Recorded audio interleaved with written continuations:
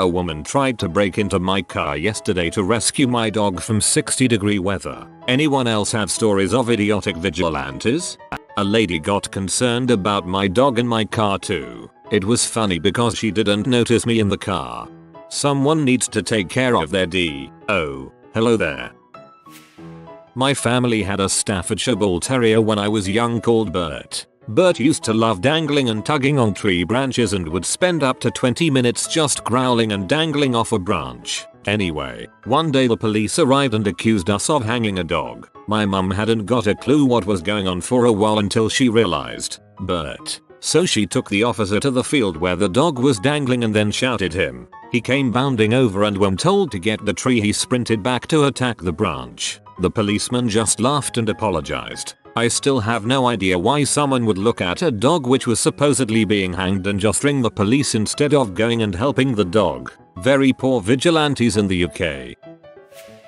Well, to start off, I used to volunteer quite a bit at my local humane society. While volunteering one day, someone came in to drop off a large male boxer with a large tumor hanging from his groin, several smaller tumors on his body, giant pus, filled abscesses between his toes and patches of fur missing due to what I later found out was a thyroid problem. Also, he was severely overweight and looked like he hadn't seen the outside of a kennel in years. The HS worker took one look at the dog after sign-in and decided he should be put down in a few days. I've always had a soft spot for large, galootty dogs, so I figured I'd foster him until I could find a rescue or vet charitable enough to help him. So, I took him home, and that spurred 3 whole weeks of ridicule, which is how long it took me to find a vet who would treat him, from countless passerbys who shouted profanity, insults and even sectarian remarks hurled at me just for trying to walk him, even though I was clearly wearing a HS volunteer badge.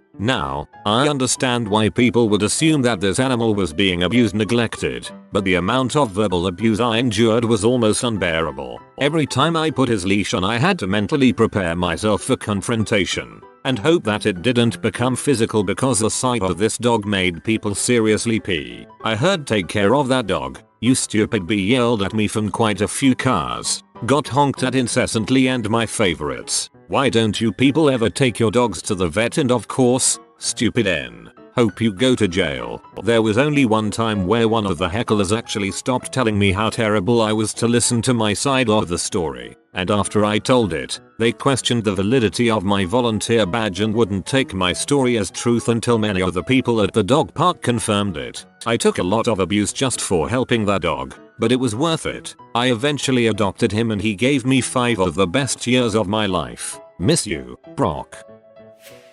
I once loaded my groceries and let my son, who was about 2, into my car, locked the car and walked 10 feet to put the cart up. This woman ran out of nowhere screaming that I had abandoned my son in the car to go shopping and called the police on her cell phone. I said I am right here putting up the cart, not even walking in the direction of the store. She said she knew what I was up to. I just calmly got in my car and drove off. There was a fire ban in our area that I didn't know about, so when I fired up the grill, my neighbor called the cops on me. When I asked her why did you call the police instead of just warning me, her response was quite literally, "Because I didn't want you to get a ticket." Dumbest freaking thing I ever heard come out of someone's mouth. Luckily the police officer was cool and just made me put the fire out instead of giving me the ticket. When I was 15, I was vacationing with my family near the Ocean City Boardwalk. For those who don't know, it's basically a mile or 2 of stores, restaurants, and arcades positioned on a wooden walkway near the beach. Anyway, one day I'm on the boardwalk by myself, going to arcades, enjoying myself, when I accidentally drop my driver's permit down the cracks of the boardwalk. Not wanting to lose it, I head on down below the boardwalk. It's about 3 feet above the beach, and really easy to get under, and retrieved my card. As I exited, there was this guy standing near where I came out, and accused me of stealing someone's credit card. I told him it was my driver's permit, showed it to him, and walked off. Cue to about an hour later when I'm back at the rental house, when the police knock on the door. They told me they were called about someone stealing a credit card. I explained the story, showed them my permit, and they laughed and walked off. Apparently, the guy followed me for another 30 minutes on the boardwalk, a 15-year-old, through arcades, and then half a mile back to the house, just so he could call the cops on me. It both pissed me off to no ends and creeped me out knowing someone could stalk me that long without me noticing. TLDR. Guy thinks I stole a credit card when I was retrieving my driver's permit. I show him the permit. He apparently stalks me for a good while, follows me back to my house, and calls the cops on me. I had a woman threaten to call Child Protective Services because my 13-month-old daughter was left alone in the car. I was filling the car with gas at the time. Our old horse died a few years ago. Obviously you can't just bury a 17-hand horse in the backyard, so we called up the renderer. He said he'd be around in about 3 days to pick her up. It's only one guy who serves the tri-state area, so 3 days is quick. Since she laid down in the pasture to die, we simply covered her with a piece of tarp and used some stones to weigh it down. A few hours later, our neighbor came over yelling at us that our dead horse smelled atrocious and was going to give her children nightmares. It was October, she wasn't rotting in 100+ degree weather, and where she had died was in a place that you could only see from our side of the road. The lady lived 2 houses away across the street. How the heck were her kids going to see it unless they were on our property? She called the police. Turns out, it was the sheriff, or whatever his title is, that answered. After confirming that she did not smell, he asked if we had called the renderer. We told him that he'd pick her up in 3 days. He turned to the lady and said sometimes it takes 3 weeks. Go home. When I was a kid, I saw a woman walk up to her station wagon with the window cracked open at a shopping center. She cooed at the dog, opened the unlocked door, then let the dog out. I thought she was the owner, but she went one way and the dog ran the other. Yay, I just saved this dog from the car. Better let it run through busy roads now. I'm such a good person. I worked at an ice cream parlor a while back and we made our own ice cream, waffle cones, chocolates, fudge, etc. Well, one day I'm making the waffle cones and I wasn't being careful. When I went to take a cone off the iron, the top of the iron fell on the top of my hand. I got a pretty good waffle-shaped burn from it. No biggie, I got it taken care of, but I had a pretty good waffle pattern on my hand for a long time after that. Probably a month after it happened, I had a couple come in who saw my burn while I was giving them their ice cream. They were super concerned about it and I told them it was nothing, just carelessness on my part. They wouldn't let it go and were convinced that I was being abused in the workplace. They wrote out all sorts of information for me, an abuse hotline, website, etc., and gave it to me before they left. They came in a couple more times and checked up on me. Just strange that they wouldn't accept that the burn wasn't intentional. I was on my way to the park with my border collie Whippet Cross when I ran into an older, clearly slightly crazy woman who wanted to pet her. I lived in a part of my city with quite a few crazy people, and most of them were perfectly harmless, so I didn't think anything of it. At first she was friendly, scratching my dog's head and cooing gibberish. Then she suddenly turned on me and said she's so skinny, you must not be feeding her. I explained that she was part Whippet and that was just her natural build, but she wouldn't hear it. She felt my dog's side and started to shout, I can feel her ribs. I bet I can't feel your ribs. Why should you eat better than her? She proceeded to stand up and poke me in the ribs, and I walked away, with her shouting down the street after me. I had a lady yell out the window of her car that roads are not for bikes. She then proceeded to rear-end the vehicle in front of her. Roads are also not for people who don't pay attention when driving a car. Justice was served there. I know bikes aren't illegal on the roads, so you don't need to tell me again. A friend's neighbor called the fire department on a bonfire we were having. Not only was the whole group decently quiet, there was no alcohol involved, and it was only about 9 p.m. He had warned us about an hour before about keeping the fire controlled, even though the flames were really low and in an enclosed pit, surrounded by gravel with a hose very close at hand. The fire department came in full gear with their lights on, only to inspect the area and find out that everything was completely safe and legal. I know it's better safe than sorry, but this man was wasting emergency responders' time over probably the safest bonfire I've ever been to. Interestingly, the least safe bonfire I've ever been to was at a firefighter's house. I was house dog sitting one summer a couple of years ago. It was an admittedly hot day, but the dogs were anxious to go outside, so I decided they could go outside and play and pee in the yard for about 30 minutes before they needed to come back in. They were a pair of two poorly trained hound mixes and would bark at just about anything that offered interaction. After about 15 minutes I hear them barking much more than usual, and I come out and there is some lady shouting at the dogs from the side of the lawn, getting them all kinds of riled up. I ask her what the heck she's doing, and she starts going off about how she's going to call the animal warden and how I'm torturing these dogs. Look at how they're barking and howling like they're in pain, she says. She's dancing around in front of the dogs, taunting them and shouting at them, and then she has the audacity to tell me that these dogs are barking because they want to come inside. I also don't think my town had an animal warden, and if we did, I don't think she would give two fricks.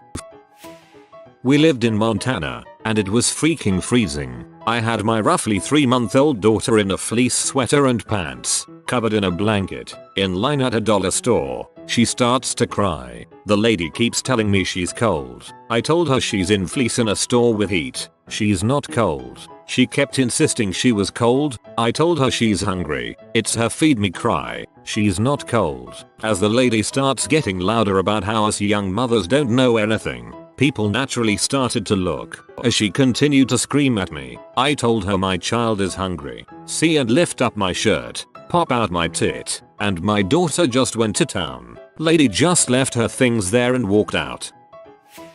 When I was a toddler, my mom, who was pregnant at the time, would tie me to the clothesline with a lead. Think like a dog run. I could run back and forth along the clothesline, as far as the lead would allow me. The neighbor lady always scolded my mother for doing this, saying it was cruel to treat me like a dog. I honestly don't even remember it, so I doubt it was very traumatic. My mom replied that she was 9 months pregnant with my brother, and having me kept within a certain radius made it much easier for her to keep an eye on me. So, my mom was keeping an eye on me playing in the backyard one day, and the lady came over to yell at her about it again. Crazy neighbor lady ending up untying me. I took off, running straight into the middle of an extremely busy street, my pregnant mother screaming and running after me to catch me. I could have been killed because some stupid lady thought that having me tied to a clothesline was too cruel, but didn't bother to consider that maybe a 2-year-old near a busy street should be restrained somehow. Honestly, crazy lady,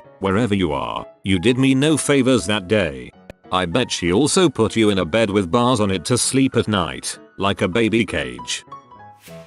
I was in downtown Portland, all with my wife and child, Tumo, at the time. On a summer day, I had to get fitted for a suit, so my wife and child went off to the park down the road. 15 minutes into the fitting, my wife comes into the store crying. She goes on to explain that she was yelled at by some lady for bringing my kid outside. The lady followed her the entire way back to the store screaming about child abuse. And of course onlookers just stared at my wife. Apparently the lady threw a fit because it was too windy for her infant. It was about 80°F outside and barely breezy. Apparently this moron of a woman forgot humans have lived with light breezes for many millennia. TLDR. Some dumb lady thought a breeze would hurt kill my Tumo. Old on her 80°F day and made my wife cry.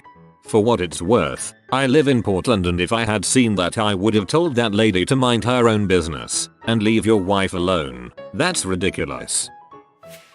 Here's a story on the right way to do things concerning rescuing dogs. At my restaurant we noticed a commotion on the other side of the street. One of our hosts went to go check it out, and apparently there was a dog in the car. The meter had 18 minutes left on it, so assuming they had the maximum time, 3 hours, the dog had been in there for a while. I went to check it out, and there was a lady who said we should smash the window and take the dog. To be fair, the dog looked miserable. It was 97 degrees out, and super humid. This was right in the middle of the recent East Coast heat wave. Someone else said they had seen the couple who owned the car go into my restaurant. I asked for a description and went and looked for them myself. I found what table they were at, and let them know that their dog didn't look like it was doing so well. The man at the table told me that I should mind my own business. I went and checked the seating software and found that the table had been seated for 2.5 hours. The cops were called, the dog was taken, and the couple fined. Haven't seen them since.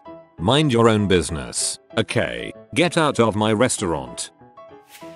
My sister owns an older Arabian stallion horse. At the time, she was living on a dead-end road on a large property in an area of our city where there were several other horse owners, and it was a nice, private location with plenty of room to exercise the horse. One day my sister and I arrive at her house after doing errands to find a woman she has never seen before standing over by the horse petting it. My sister asks the woman if she can help her with anything, and the woman informs her she has called animal control and launches into a tirade about the horse being underfed and that my sister is a horrible person and the horse needs to be taken away. Right about then, animal control arrives to assess the situation and the horse's condition, only to leave shortly thereafter because the complaint had been unwarranted. The horse is fine. The woman gets huffy and leaves. We left the house again and come back to see that the woman has returned. She has dumped literally bags of apples into the horse's corral and starts going on again about how the horse is underfed. My sister tells her to leave and that if she comes back she is calling the cops. Feeding a horse a few apples is fine. Stuffing them to the brim with apples cause colic, which can be fatal to the horse. In this case, the horse did actually develop colic and had to be treated by a veterinarian. The woman clearly knew nothing about horses, and the only logical conclusion I could come up with is that her ignorance led her to believe that all horses look the same and did not take into account the smaller, slighter frame of the breed. Or she was just crazy. I was once yelled at by an old lady about how evil I am because my dog had a docked tail. Now I don't agree with docking, but her tail had already been cut when I got her. She was the runt of the litter from a farm. She could have had a much worse fate than having no tail. Reminds me of the time when 6-year-old me left my life-size, but non-realistic, obviously fabric with permanent stupid grin, toy dog in the back of my dad's car in moderate heat. Some woman had been trying to get into the car for a good 10 minutes, scratching the door in the process, and stood screaming at us whilst my dad tried to tell her it was a toy. She wouldn't even accept it when we got the motionless toy dog out of the car and showed her the care label. In fact, she only went away when the manager of the shop where we parked at came outside to see what the heck was going on. TLDR. Similar situation but with obviously toy dog. I was at a bar and watched an annoying girl slap a Virgin Bloody Mary out of the hand of a 6-month pregnant woman. Are you trying to kill your baby? Please tell me she didn't let her get away with it. I used to live in a small, hippie-riddled town in northern CA. One day an animal rights activist planned an action to be carried out solo. He was going to liberate the lobsters that were being held against their will, waiting to be auctioned off for food to whomever was willing to pay. Basically, he was going to set the lobsters free from the co-op where they were being sold, out of a huge, clean tank, mind you. So, he stole these lobsters somehow, and he set them free in the Pacific Ocean, where they all promptly died. Animal liberation at its best. Best crazy advice I ever got was from my neighbor while I was a Peace Corps volunteer. I decided for my own sanity, and possibly just to feel a little American at home, to get a dog. Upon hearing about my plans to get a puppy, she spent an hour lecturing me about how I had to let my dog out to eat trash so that when my dog got out to eat trash she would not get sick from eating trash. I did my best to assure her that my dog would at no point be out eating trash. She dismissed me as crazy and told me my dog would die from eating trash. Every time I walked my dog she would point at trash. My dog is still alive and not eating trash. This story confounds me. One year on the 4th of July, I parked my car in a dirt parking lot with a bunch of other cars. When it was time to leave, I saw one line of cars led to the street, and another empty pathway to the road that no one else was taking. It was dark, and I stupidly took the empty pathway to find that there was a 2-foot wide trench that I got my tires stuck into. My car has front wheel drive. While calling a tow truck, a lady came up to me screaming that I was blocking the way and that I needed to remove my vehicle at once, otherwise she was going to get me arrested for getting my car stuck where any other car would have gotten stuck. Some kind men helped me get my car out and I cancelled the tow truck, but one of them kept insisting I sue the city. Why? For getting myself stuck in a trench? Don't sue, but you should report the trench. In many places, the state is not responsible for damages caused by potholes, etc. that were never reported. Reporting means they'll fix it or someone whose car is damaged will get compensated.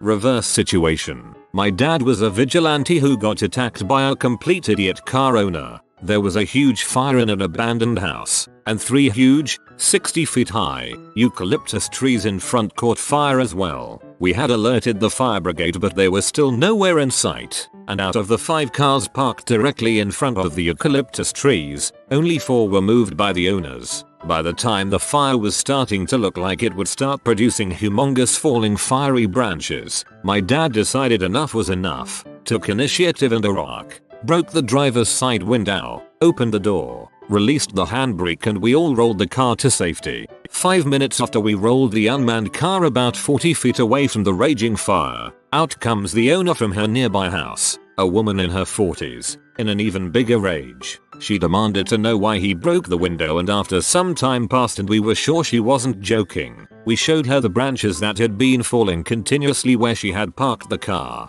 The smallest one was the size of a baseball bat. The largest one took 2 fully grown men to carry off the road after the fire was put out. If we hadn't moved the car it would be ruined at the least, and possibly exploded, as the fire brigade later agreed. She, however, failed to understand how that involved her car, and how the falling branches would burn and or explode it into oblivion. We had to go to court to explain why she was an idiot and we shouldn't pay for the broken window. We got justified but the trial took a work day off my dad's paycheck. One would guess insurance would cover the costs, but she didn't want to call them. No good deed goes unpunished I guess. TLDR. Dad saved car from exploding in flames, got sued instead of thanked. My guess is she wanted the car destroyed so she could claim it on insurance. Your dad fricked up her plans.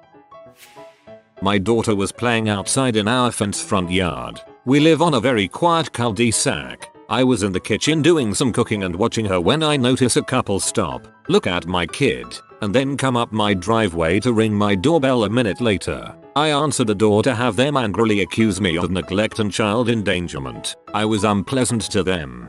In other words, to explain to you how you're putting your child in danger of intruders, they trespassed on your property.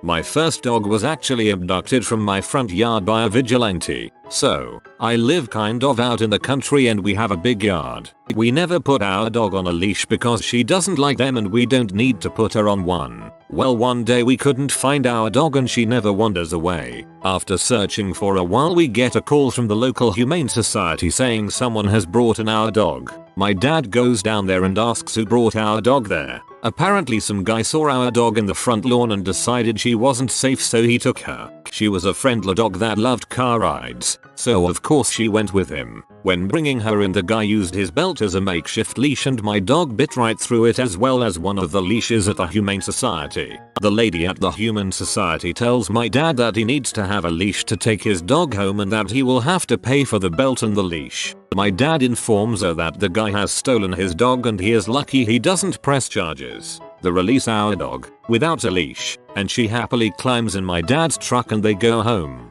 TL. Doctor, some butthole stole my dog and had his belt chewed through. Hey Reddit, look at this cute dog that I saved.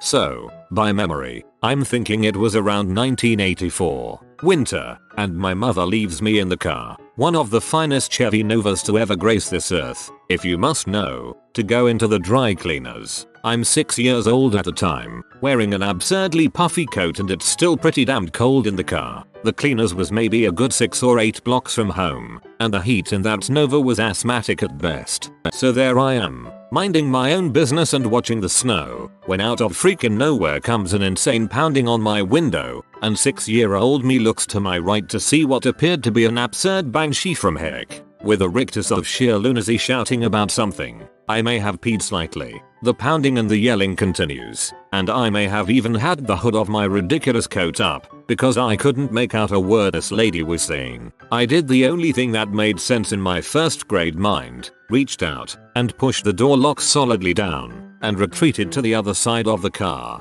A little more yelling happens. Then finally my mother comes flying out of the cleaners in her full 5 feet 1 inches of righteous fury. Evidently the screaming banshee became somewhat lucid at that point, because they eventually ended up having a rather tense conversation, which culminated in my mother opening the door to the car and asking, "You know how to open the car door, right?" "Yes. And you could take your coat off if you wanted." I look at her like she's crazy. "Yes. And if you wanted to, you could have walked the 8 feet to the door of the dry cleaners and come in and got me if you needed anything." Yes. I'm 6. But I'm not a moron. A piercing glare, a slamming car door, and we're off to the next stop on our whirlwind errand tour with one very silent banshee standing in the parking lot, in the snow, watching us depart. I'm glad this occurred well before mobile phones, now that I think about it. I'm a dude. I was working at Victoria's Secret at the time and I was doing all the go backs, restocking, and generally straightening the store. I had some pink paper bags, filled with sensors and clips in one, and uncensored items in others. That day, the store was messy. We had a collection of items that were uncensored, and I was running around organizing the store. I was periodically taking uncensored items, putting them in corresponding bags, and when I came to the appropriate section, I censor the item and meticulously arrange the panties or bras, or rack in an aesthetically pleasing fashion as per limited brands policy. So, an hour into this particularly droll activity on a slow day, I noticed an older woman following me, eyeing me. When I would look at her, she would turn away or walk away. I would have asked her if she needed help, but with a combination of pretending I did not exist, my workload, and the other equally capable associates present, I did not. She would follow me until I was near the exit, in the corner. I was shuffling through the remaining items, popping sensors on the seam. I had noticed that on a particular panty, the seam was unraveling and I placed the item closer to my face. I began inspecting it, my 2 thumbs twiddling against the seam to get a tensile extent of the damage. Then I felt an arm grab hold of me. The older woman had a grip on my bicep. She is now pulling me away from my work to my greeter. "Call your manager. I've been following this pervert trying to steal and sniff panties." Double quote. The greeter was taken aback and was honestly confused. She looks at me, back at her, and all the items in my hand. She finally says, "Ma'am, he's the stock manager." Double quote. "Oh man, let me get another hit of that clean cotton smell." Sniff. "Oh sweet Jesus, yes." Can I just say that idiotic vigilante sounds like a great name for a History Channel show? Little backstory. I work as a mechanic at a rental yard for construction equipment. I had forgotten my phone in the shop and had to go in at about 11 PM and get it. I go and unlock the front gate and drive in and shut the gate behind me. After I grab the phone I leave. I notice parked across the street is the same car that saw me drive in. They've been sitting there watching me the whole time. I leave and they drive behind me for a solid 15 minutes. I would purposely run yellow lights and they'd still be on my tail. I didn't want them following me home, so about a block away I pulled over and got out. They slowed down then drive away. Frick vigilantes. If you see something, call the police.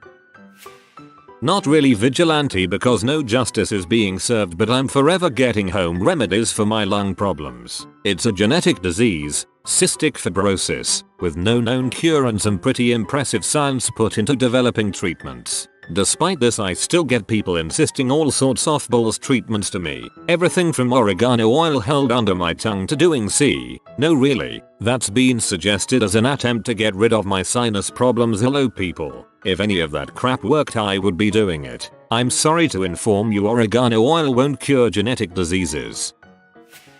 That reminds me of a friend, girl, I used to play racquetball with. When you play racquetball, you get hit with racquetballs, and they leave bruises that last a couple weeks sometimes. Well, she's at the beach with her BF, and as soon as her BF goes to the bathroom, a couple women come over and tell her that they know he's beating her and to come away with them, and they'll protect her. She tries telling them the bruises are from our ball, but they wouldn't believe her. Leave her alone. Yes, we know he's beating you at racquetball. My old boss lives in rural California and has 2 or 3 farm cats to keep the rodent population in check. The cats would come and go as they pleased, and it wasn't uncommon to not see them for days at a time. During the housing boom in 2006, people started moving from the city to new developments a few miles down the road from his farm. One day a woman shows up at his door holding one of his cats. The cat seems very agitated, and she has scratches all over her arms. She says that this cat must have gotten out, and she is returning it. She holds it out to him. He says thanks and takes the cat and puts it on the ground. The cat runs off. Woman loses her crap, yelling at him about how he's a horrible cat owner, how it could be hit by a car. He says something to the effect of, I'm the only person who lives on this road. If it gets hit by a car, it's a pretty crappy cat. City people have a hard time realizing the fact that cats on farms are just as much functional animals as cows are. It's still sad when one takes a nap in the field during harvest season though. Not really a vigilante, but something of the sort happened to me when I was younger and at an airport. I was probably about 13 or so, and I was waiting with my family in the waiting area before you board the plane. There was a guy in the army with his uniform on waiting near us, and this older lady who was listening to him intently. I was close enough to hear him and her talk but wasn't really listening. Anyway, as my dad called me over to him, this lady grabbed my arm, wouldn't let go, and demanded that I stay and listen to this army guy talking about how I should thank him for his service and how I should be respectful and listen. My dad saw this and came over and told her to let me go. She did, but then tried to argue with him about how I need to have respect for the military and all that. He told her that as my dad he'll take care of my values and to leave me alone. It freaked me out a bit as she seemed like she was kind of out of her mind. I guess I should make clear that I wasn't like bashing the guy for being in the army or anything, just minding my own business. Should have put her down. Sorry lassie. What would have been best, C, is if she somehow managed to get the car door open, and then the dog ate her. Win-win. Intruder. Must protect the masters. I went to the grocery store with my dog in the car on a ridiculously hot day. I brought 2 keys so I could lock the car door with the engine still running and AC on. As I walked away from my car, some woman actually jumped out of the passenger's side of a moving vehicle and starts screaming. I say the engine's running and the AC is on. She doesn't miss a beat and keeps screaming about how it's too hot to have my dog in the car. I repeated myself. She then turned and stormed off. Apparently I was in butthole for not letting her have her moment of do-gooder glory. My wife was driving a couple weeks ago and saw an older couple in a small sedan next to her in traffic with a toddler sitting on the lap of the male front seat passenger without a car seat. She followed them a couple miles all the way to a Walmart parking lot and jumped out to go give them a talking to. As she approached their car, she discovered that the male was extremely hairy and wearing shorts, and what she thought to be a toddler's head was his hairy exposed knee. TLDR. Wife thought tall man's hairy knee was a toddler sitting on his lap in traffic.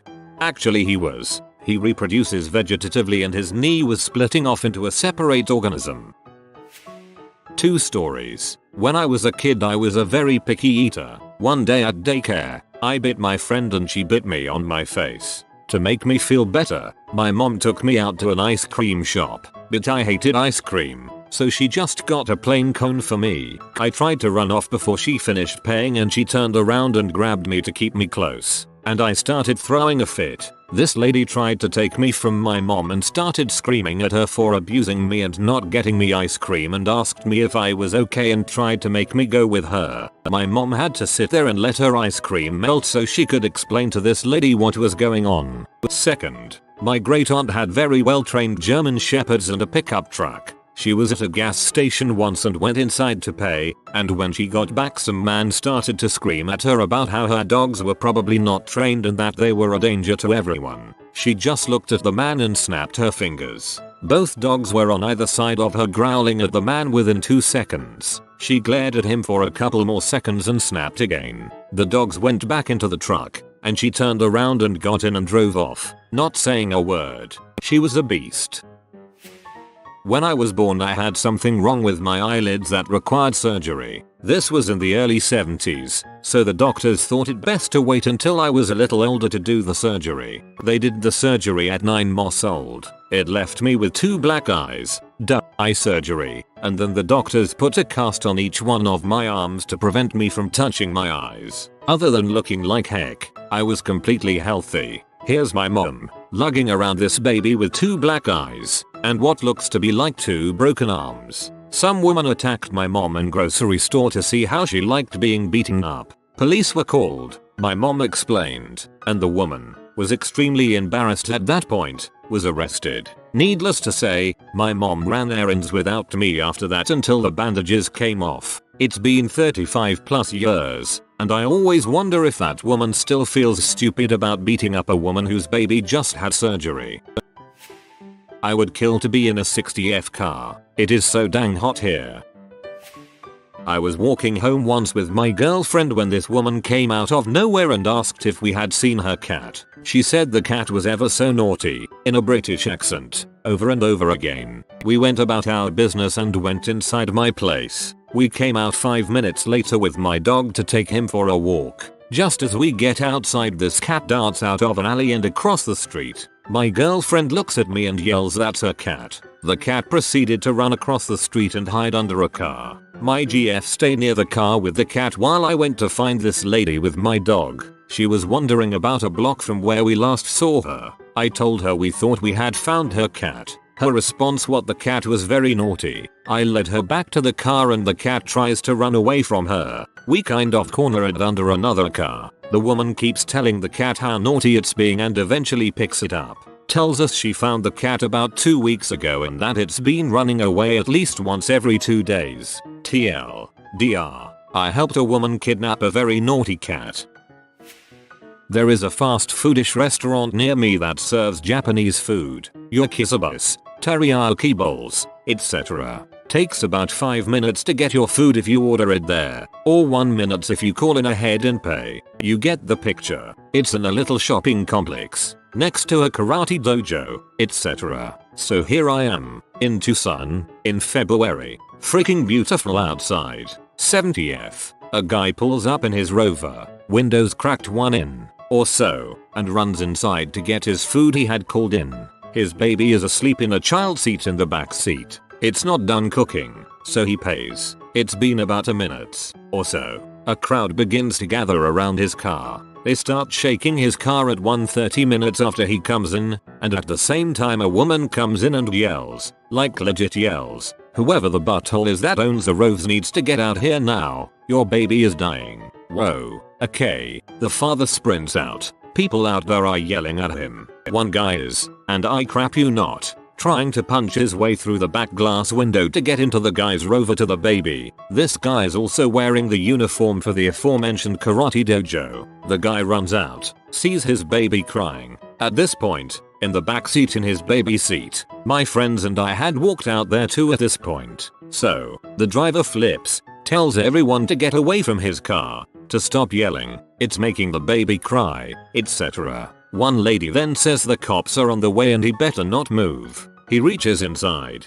gets his baby, sees the baby is in no way dying, just now very upset at all the commotion. 3 minutes have now passed since he parked and walked inside. So anyways, we go inside, expecting him to leave, cause why the frick wouldn't you? But he waits. I didn't think about it at the time, but they had given his license plate to the cops. The cops come. The people outside, 5 or 6 of them, mob the cop. Tell him the dad had been inside for 40 minutes and hadn't checked on his baby, so they came out to help. The baby looked like he was in danger, so they had to try to break the glass, etc. We, my friends and I, the owner of the restaurant, the dad, and 2 other groups of people in the resort, go outside. Tell them cop what actually happened. The father is issued a warning. The cop leaves, and then, right before the father leaves, the woman who had come inside yelling gives lip to the father. The father puts his kid down, calmly turns around and tells her if he ever sees her making his child cry again he will call the cops on her. Really, he was calm. I am not being biased here.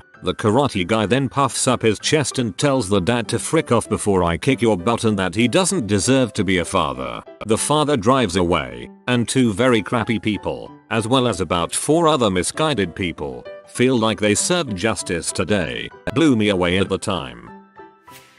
One time when I was 3 years old, my mother took me to a museum and a crazy mother there somehow took an increased interest in us and decided that since I don't look very much like my mother, I'm half black half white, what a shocker. That she must have kidnapped me and actually called the cops on us. The police showed up the house, as I'm sure they're required to do by procedure, and it was quickly proven that I was in fact my mother's son, and the crazy woman probably never got the mental health she so obviously needed. Not really an idiot, but nonetheless it was hilarious. I was smoking a pork shoulder on my BBQ. I went inside to let it do its thing when a little while later a bearded man burst into my house. He was wearing cut-off jean shorts, a muscle tank top from the 80s and rain boots. His head reminded me of a beach boy, the bearded 50-year-old look. He shouts, "Your house is on fire." I, of course, jump up and run outside thinking something must be wrong. I open the barbecue and it's smoking away. Nothing wrong. He followed me into the backyard and I told him everything was cool. I was just smoking some meat. There was like a small crowd outside the backyard gate. Must have been his family or something. I thanked him for his concern, and my stupid brain kept telling me ask him what he is wearing. I never did though. The guy just leaves without saying much and calls off the crowd. I never saw him again, but I still have laughing fits when my wife reminds me of the time the old man and Jean cut-offs and rain boots bust through the door to save us. It was good on him to check. He wasn't an idiot, just dressed like one. What's the stupidest thing you've seen a grown but adult get angry over? Not being allowed to watch P on the computers in the children's section of the public library. The children's computers had a content filter on them to prevent this sort of thing from happening. However, this dude brought a flash drive with his favorite videos on it, and when the computers in the non-children's section were all in use, he decided that the best course of action was to go over to where there were a number of young kids working on homework and playing Minecraft. When a librarian told him he couldn't do that on those computers and asked him to leave, he flipped out, accused the librarian of being a pedophile and rapist, and threatened to both sue and stab everyone who worked at the library. The cops were called and they ended up having to chase him to get him to leave. Was at the bookstore Borders with my family. My mom saw a toy car my little brother liked, so she broke the door on it and then asked the cashier if she could get a discount on it since it was broken. Cashier said she wasn't allowed to give discounts, so my mom called her a stupid fat bee and stormed out of the store. This is one of the more mild incidents with my mom. Needless to say, I do not talk to her anymore. I used to work as a cashier at a grocery store and would work the express lane, 15 items or less, and turning away people with hundreds of items was nerve-wracking because it wasn't uncommon for grown adults to throw a fit over it. As a senior, I am embarrassed at some of my so-called peers with how they act in public. I worked in pharmacy and entitled seniors are the worst. I vow never to be like them.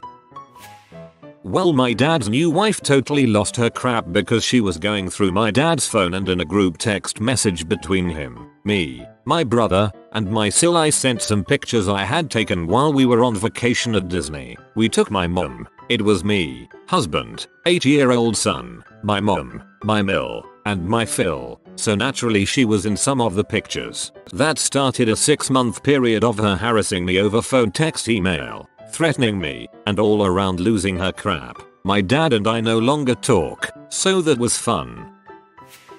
I work as a barista at a coffee shop.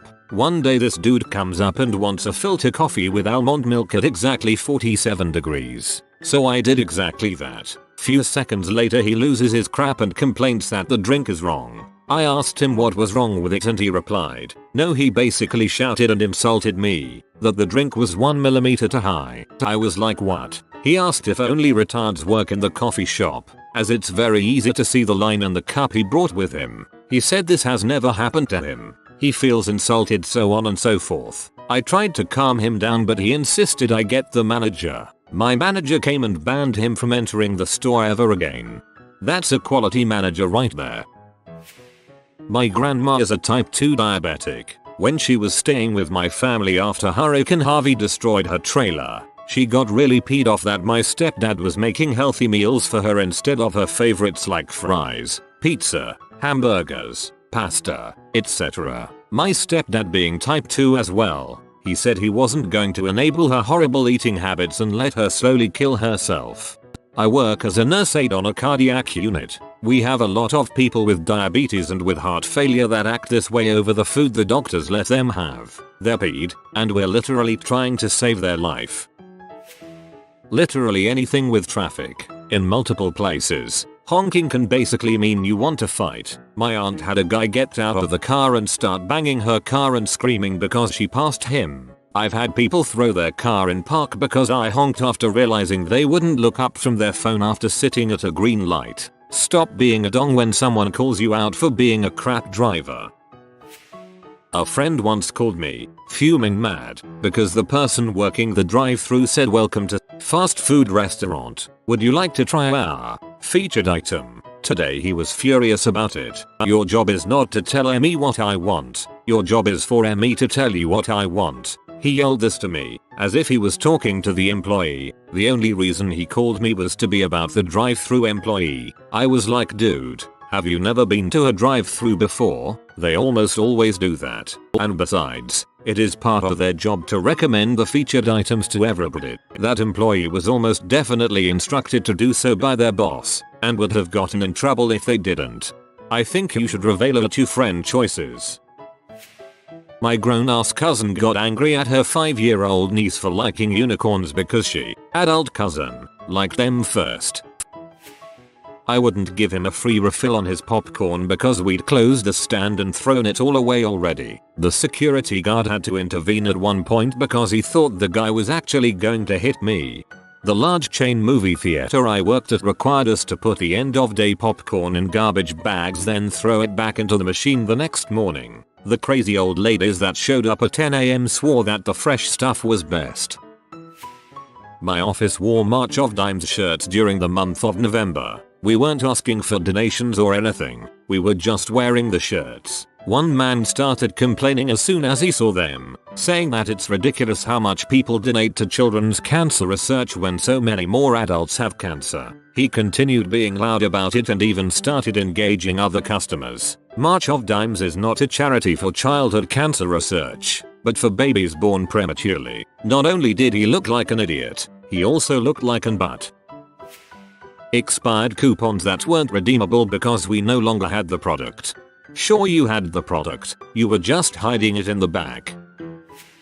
I was getting a tire patch which is free at the shop I went to. Another lady behind me in line flipped her lid that her oil change was a whopping 80 cents more than the last time she had been in, an 80-cent increase, and that it had always been that price before. She then insisted since I wasn't being charged, she shouldn't be either, even though they were two very different services and mine never had a charge to begin with. They offered her an 80c discount to match her previous price, because I'm not going to argue with you over 80 cents. She took the discount but was ranting the entire time about preferential treatment etc etc.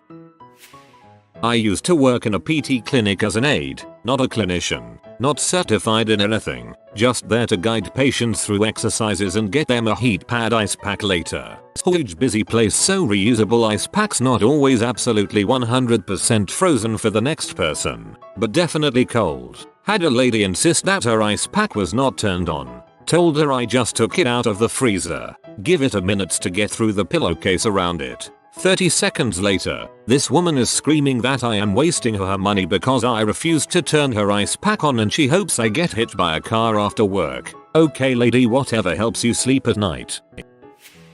Had a mother stalk me on university campus when I reported her son for plagiarizing on 3 essays in a row after he refused to admit he had purposefully done so. We're talking full paragraphs linked by Turnitin into specific web pages. She finally confronted me after a few days. I had noticed her because she suddenly was everywhere I was, and lost her crap when I said that I could not discuss any student in any class with her. Stomped her foot, went into a dramatic monologue in the athletic center foyer about how she would do anything for her son, questioned my ethics, credentials, belief in God, and was yelling at me about heck when security dragged her out. The moral of the story, always gets them monologuing.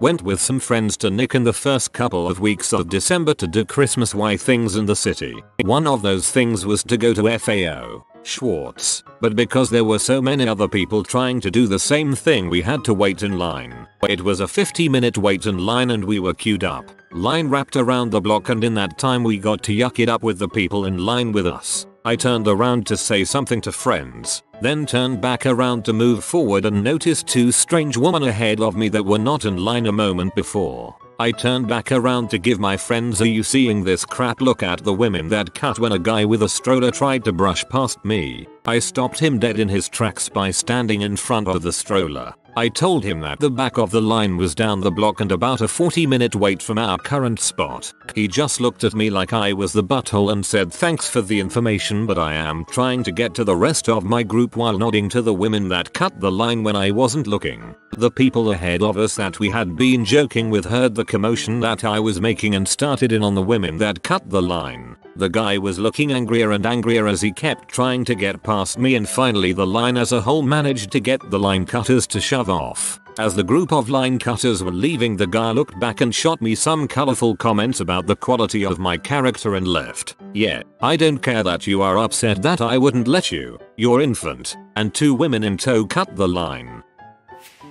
Friend of mine got seriously hurt off a 50+ foot ski jump trying to avoid this 6-year-old girl hanging out in the blind landing. My friend is on the ground crying with his broken leg and ribs, and the father of this girl had the audacity to go stand over him and start screaming at him about how he could have killed his daughter. The 6-year-old hanging out in a blind spot where professional athletes were training. The mass of the park surrounded this guy quickly and told him they better never see him in a terrain park teaching his daughter how to ski on the landings of massive jumps, and proceeded to escort him and his daughter down the mountain. Freaking idiot almost got his daughter killed, permanently injured my friend, and then decided to come scream at an injured person who just hurt themselves to save his daughter's life. The worst part, he didn't learn his lesson and blames everyone else for being jerks. A parent at my childcare center was peed I wouldn't let her take another child's boots. She swore up and down they were her son's, even though they were too big for him and clearly labeled with someone else's name. I lost count of how many times someone has screamed in my face when I asked for it for a rated R movie or explained to a customer we have reserved seating so they had to choose their seat when buying a ticket. I'm a flight attendant, so I see adults get angry over stupid things pretty much every time I go to work. It's usually when they are asleep and get angry because we skipped them during the beverage service. Also had a guy get furious and scream at me because we didn't have meals to serve in main cabin on a 2-hour flight. I calmly explained to him that we don't have meals on that length of a flight. He just kept going on and on about how ridiculous it was, as if I should simply produce a meal for him out of nowhere while we were in the air. My mom got so mad she was red in the face. It was about biscuits at a restaurant not being perfect.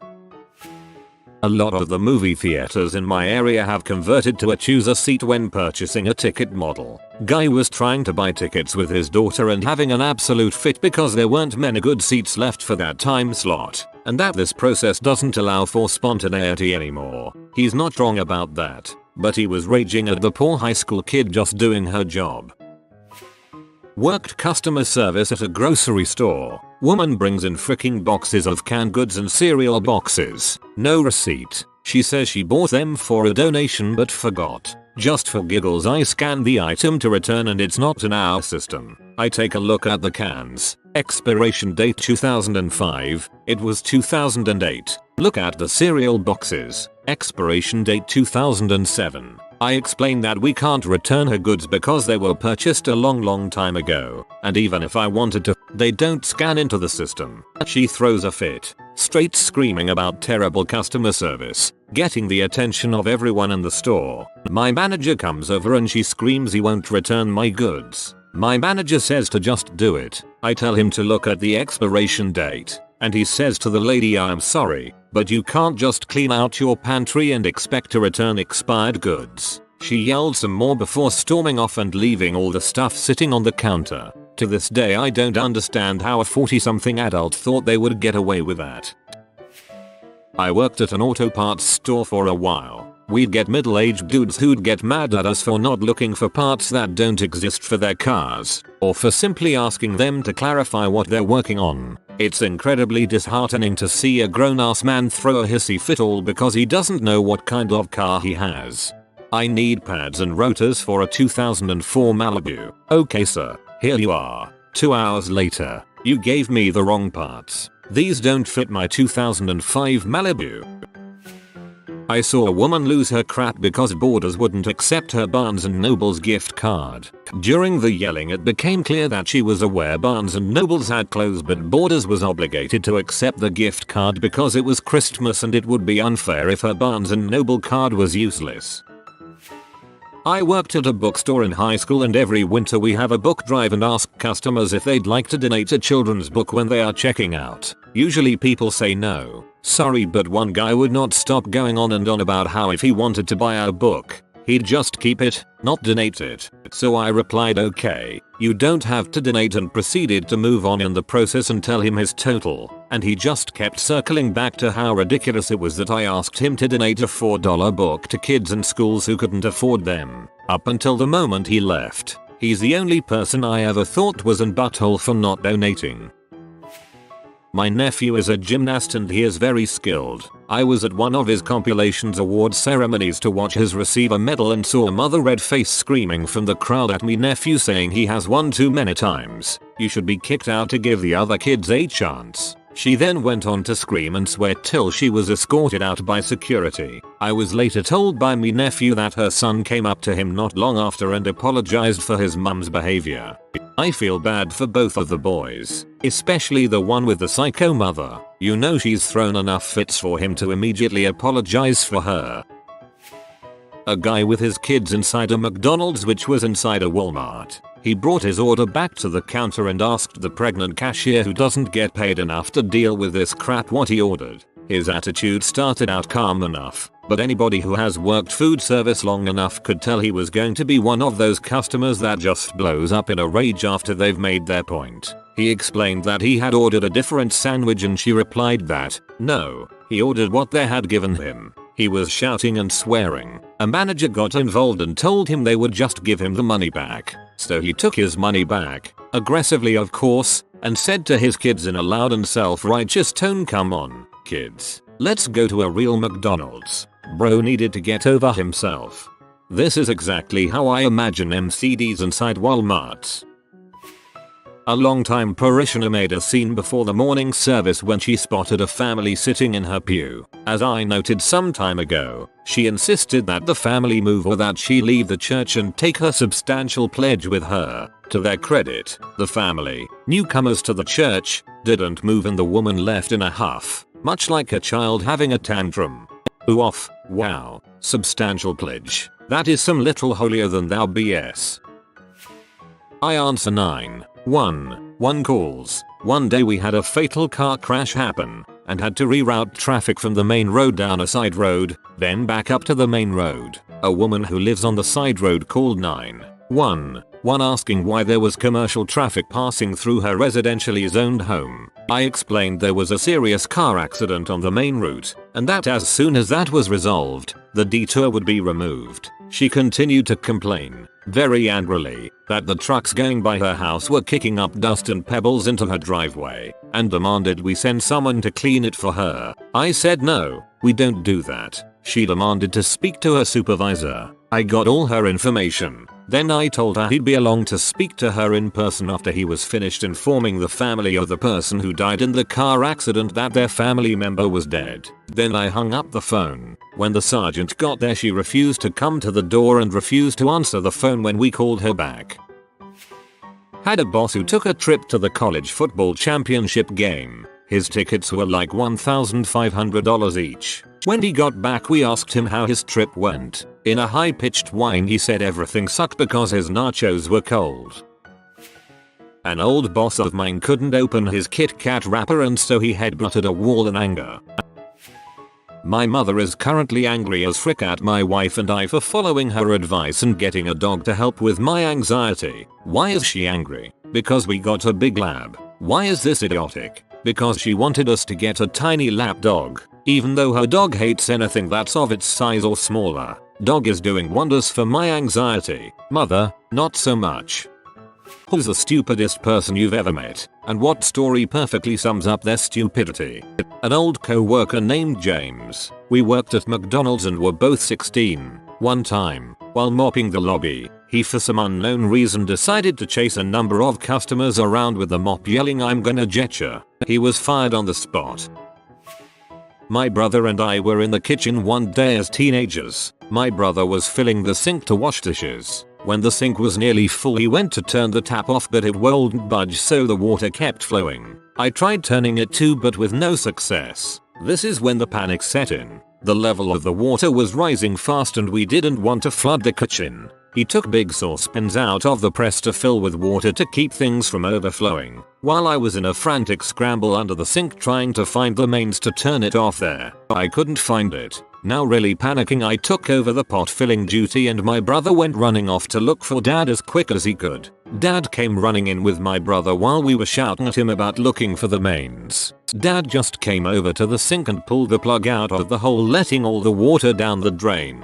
Ha ha. There is a children's book with that exact story, only there was one little boy whose parents had gone out. I had it when I was little and I remember the picture of the whole kitchen being filled with all the cups and pans and bowls the little boy could find. I've told this story before, but I like telling it because frick Tammy. I had a boss named Tammy. One night, we were all working late doing stocktake, and we were discussing the impending lunar eclipse. Someone asked what happens during an eclipse. Tammy grandly explained that the eclipse would occur when America went in front of the moon, blocking Australia's view of it. Like she literally thought the earth stretched itself into like a U-bend or neck pillow shape, and half of it stayed in our normal orbit, and the other half stretched itself over and around to casually block the moon for the rest of the earth. I don't have enough processing power to imagine what her conception of our universe and its laws are. My roommate for the last 3 years once said that if solar technology keeps advancing at the rate it is, we will absorb all the energy made by the sun and fix global warming. Not 5 minutes later, after attempting to inform this poor fellow about how the sun's energy output is not determined by what the energy eventually interacts with, he states that wind farms are worse because they cause tropical storms. I hope he is just an epic troll. I don't know.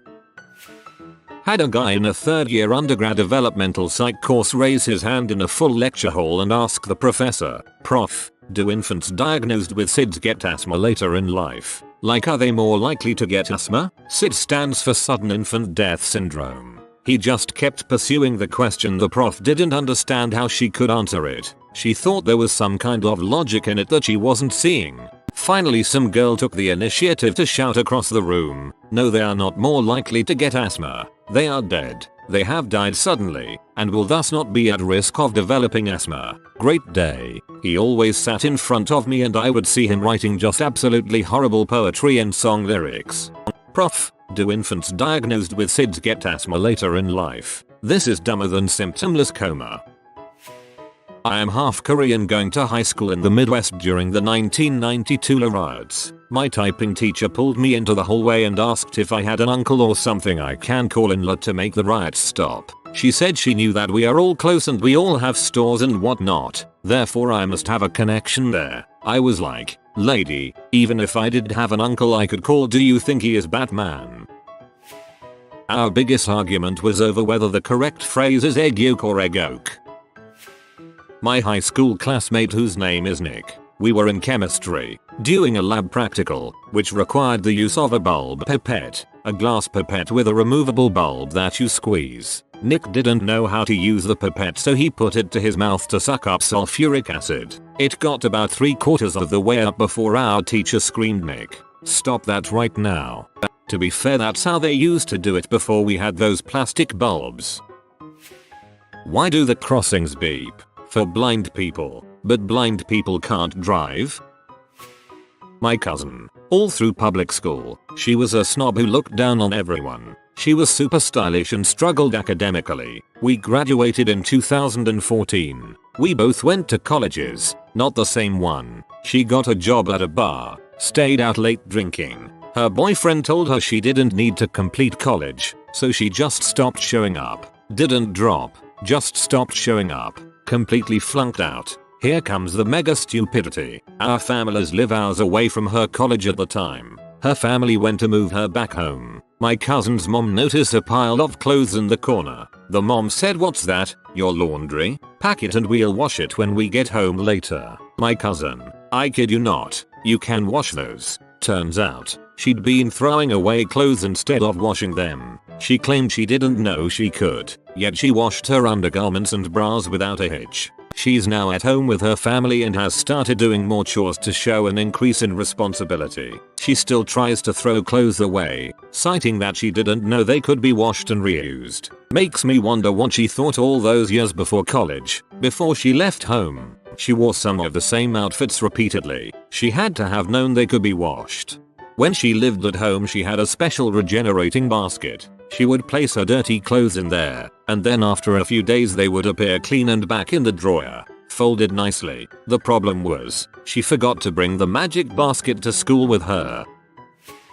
When I was in the Navy, there was a cook on my ship. He once served rare chicken. I genuinely couldn't tell whether he was trying to cover up his limitless incompetence or if he genuinely believed that rare poultry is a real thing. He was dumb enough to believe it. Another time, he just filled a pan with ground beef and called it meatloaf. Another time he was supposed to make sugar cookies. You know, several hundred of them for the whole crew. He didn't bother to read the label on the container he opened, and apparently he didn't taste the batter at any point, and he actually made salt cookies. He used up all the remaining salt in the pantry and we had unseasoned food for the remaining several weeks of the mission, during which time the captain assigned someone to be the cook's bodyguard.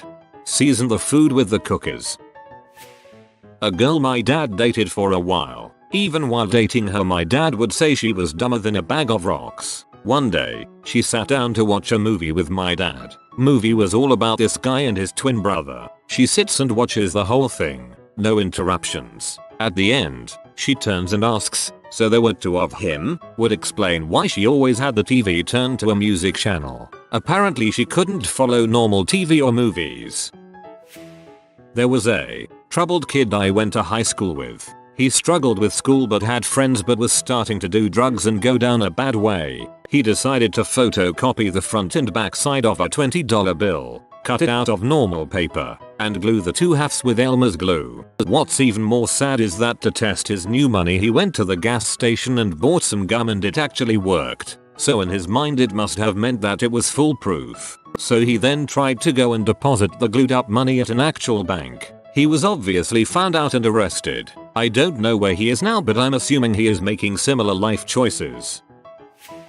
Had a next door neighbor who robbed a Howard Johnson's at the top of our street at gunpoint, wearing a ski mask, took the money, took off the mask and was walking home, 2 blocks down said street, when cops pulled him over and found the mask, the gun and the money. He was wasted and asked them would it help if I said I'm sorry. Got a couple years in Rikers Island. Came out, broke into a local apartment house, stole some money and jewelry, got stuck out on a fire escape when the ladder wouldn't go down, and he had closed the window behind him. Couple more years. That's 2 stories, I guess. There's a few more, but you get the picture. He did leave me a box of cassettes when he went up one time, among them the Allman Brothers live at the Fillmore. I became a lifelong fan. So, thanks, unnamed next door failed robber. He was actually a really nice guy, and, like, a young Ray Liotta handsome. Just dumb as a brick.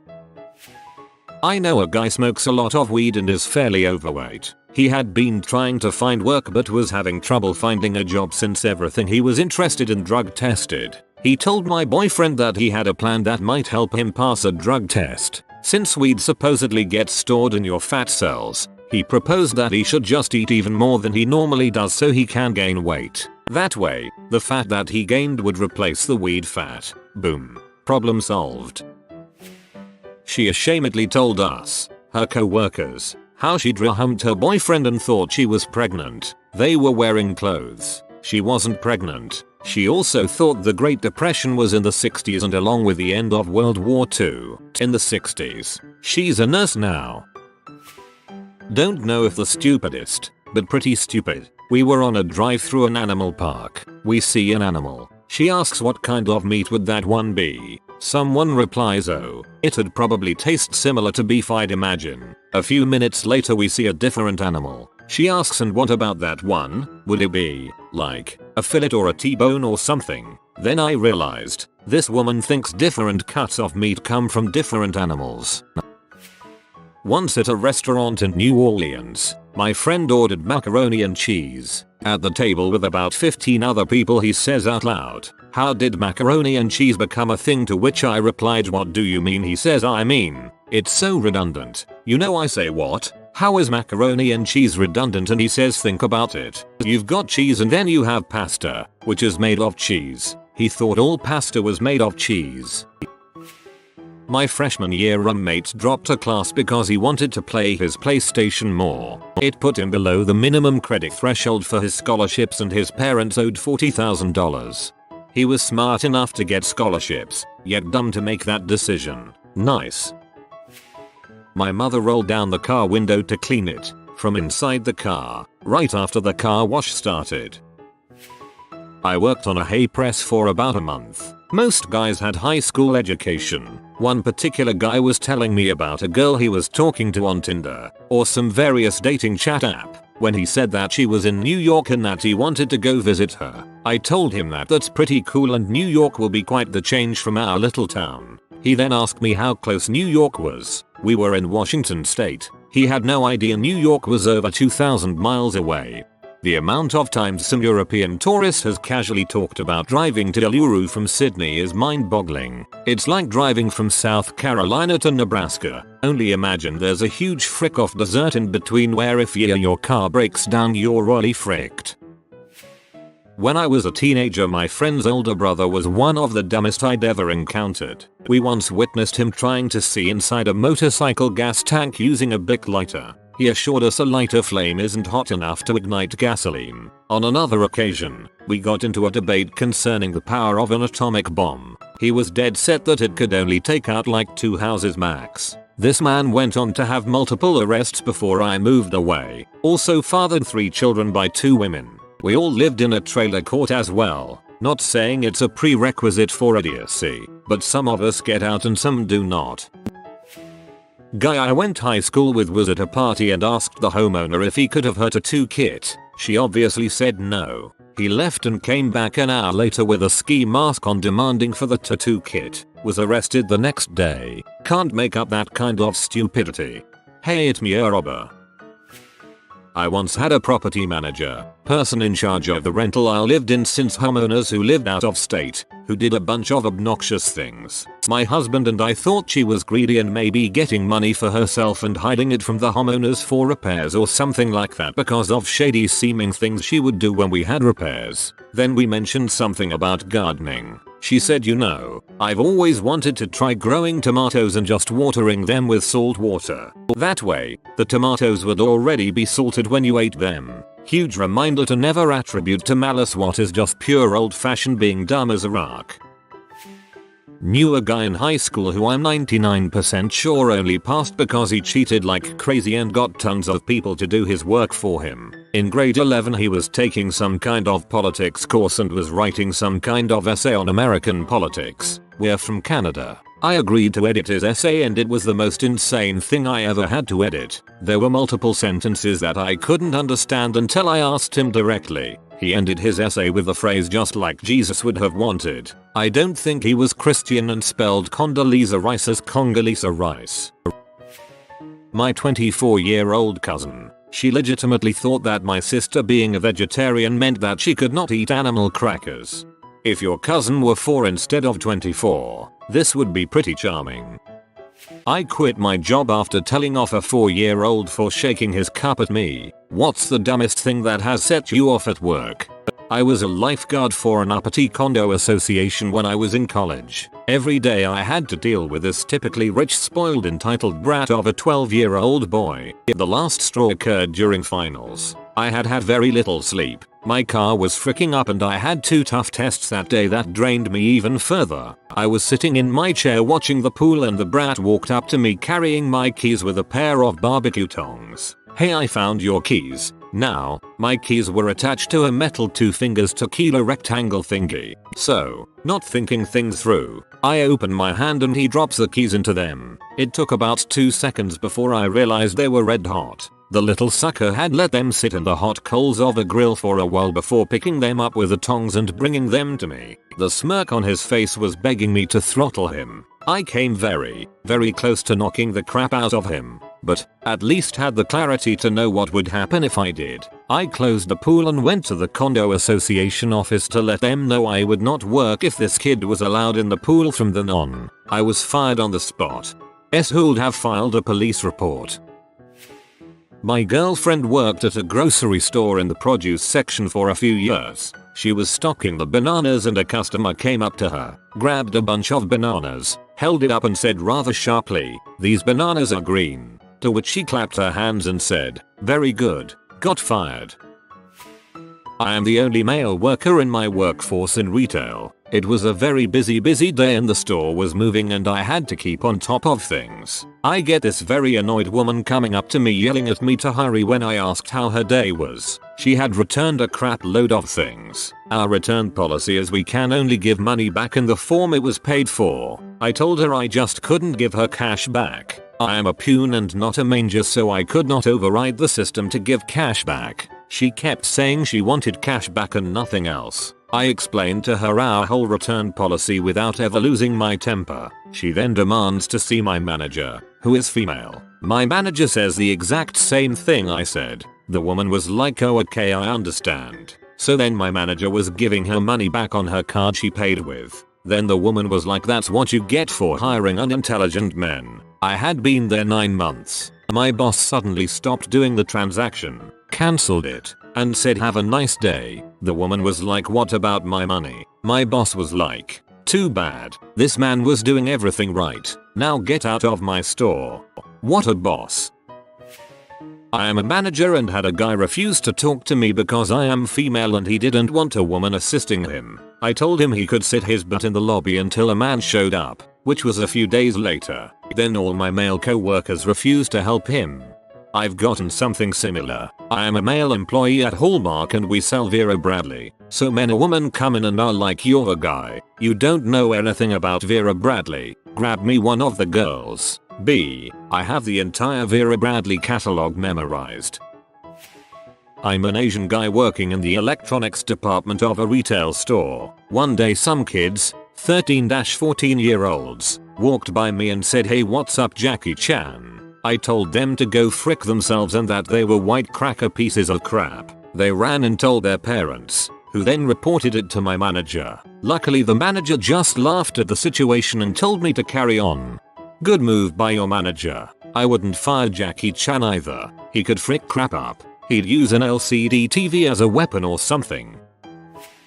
So I used to work full time for an electronics retailer. Spoiler alert. It was Best Buy, where I sold TVs. I honestly didn't mind most people. Even when customers would get pee off, I would find myself just kind of smiling inside at how seriously people take such little things. The one thing that did pee me off was when a guy came in with his own janky butt tube TV from the early 90s in a cart. He demanded that he test out various antennas that we sold because the last one didn't work. A guy who worked for me and also happened to be a pretty good friend politely and patiently explained to the man that what he needed was a digital converter box. He even took one out of the packaging and set it up for the crazy bastard. This whole while, the butthole with the TV was calling my co-worker an idiot, telling him that he didn't know what he was talking about, and demanding that he set up just the antenna. That's all I need. See, my buddy was being a good sport about it, chuckling a little bit and repeating himself. But when I overheard that freaking mouth breather calling my co-worker an idiot, I flipped crap.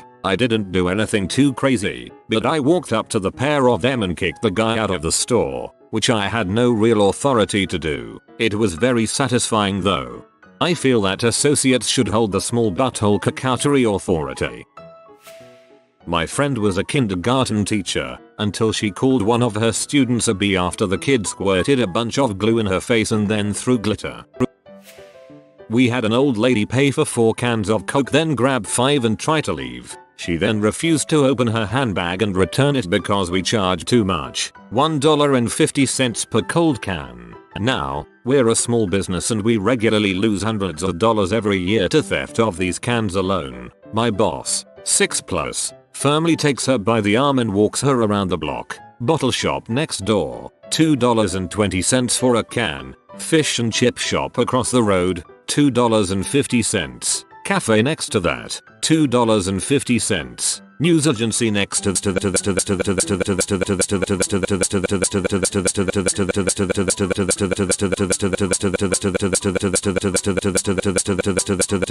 she never did come back. Much love OP.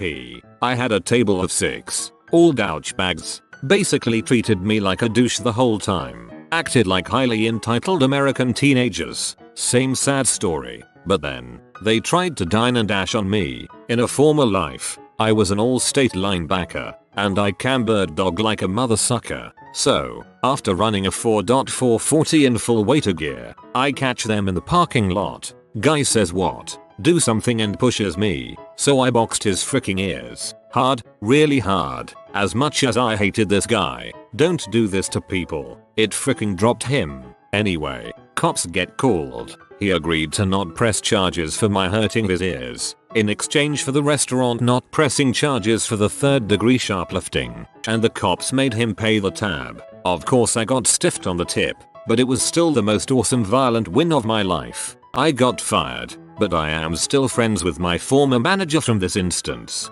I bet you cured the son of a bee of that little habit. I was working at a canteen at my local football club when some guy bought a hot dog with a $5 note. When I brought him his change, he looked at me and said he gave me a 20. He had done this before at a busier time and I hadn't noticed till after, so I was certain this time. I refused to give him the extra change and he threatened me. I was around 14, and none of the other butthole customers did anything. My manager then made me give him the extra money. Never have I been more POV at work.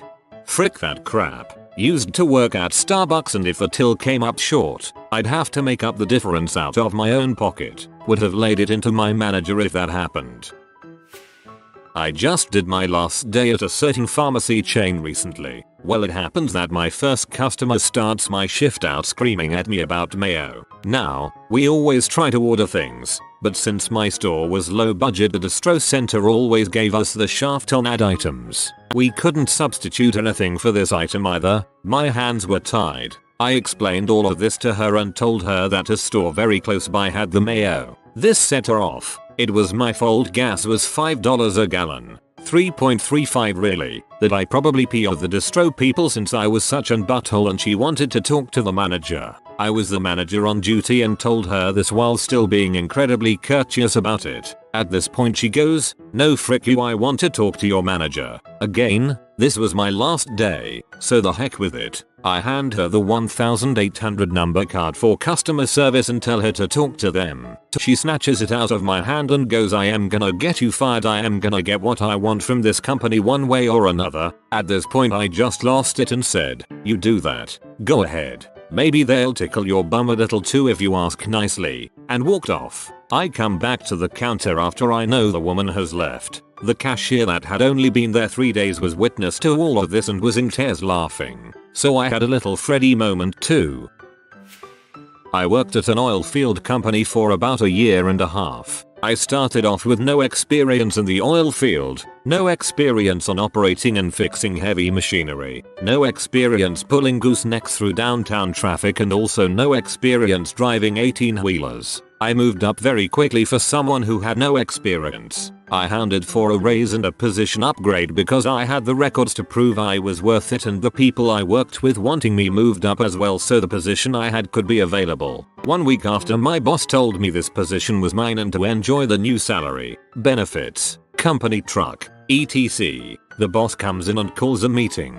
He hired his brother on the spot that day, some 20-year-old kid who smokes that legal crap so much his brain is fried. Also, the kid has no experience here, and was introducing him to everyone. 2 weeks after I got my new position, 1 week after the seer hired his brother, the head seer promoted his brother up about 5 levels as far as promotions go. Guess whose job he took? My new job.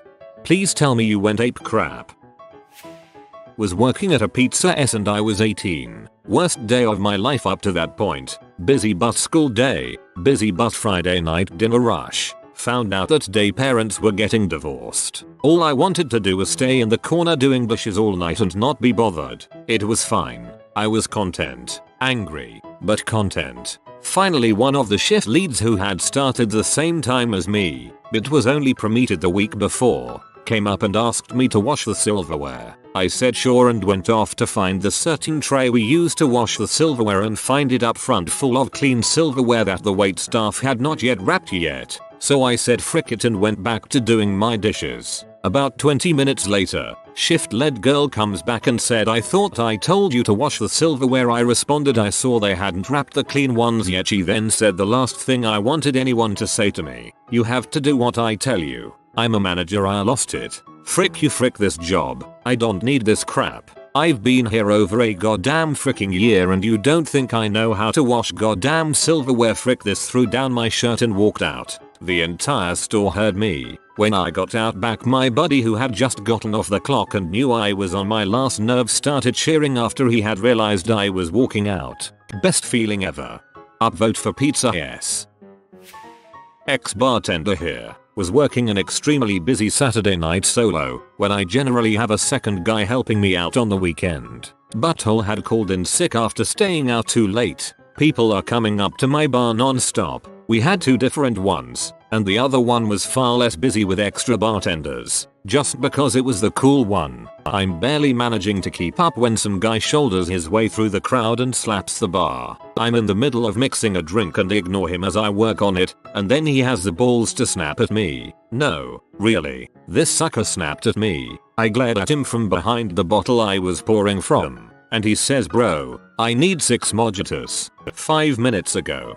Get on it or I'm not leaving you anything. I snapped. Reaching to the side, I grabbed the wet bucket that held the mint and flung it all over him. I followed this by grabbing the bottle of rum and shaking it all over his face while simultaneously spraying him with club soda from the soda gun. I got fired.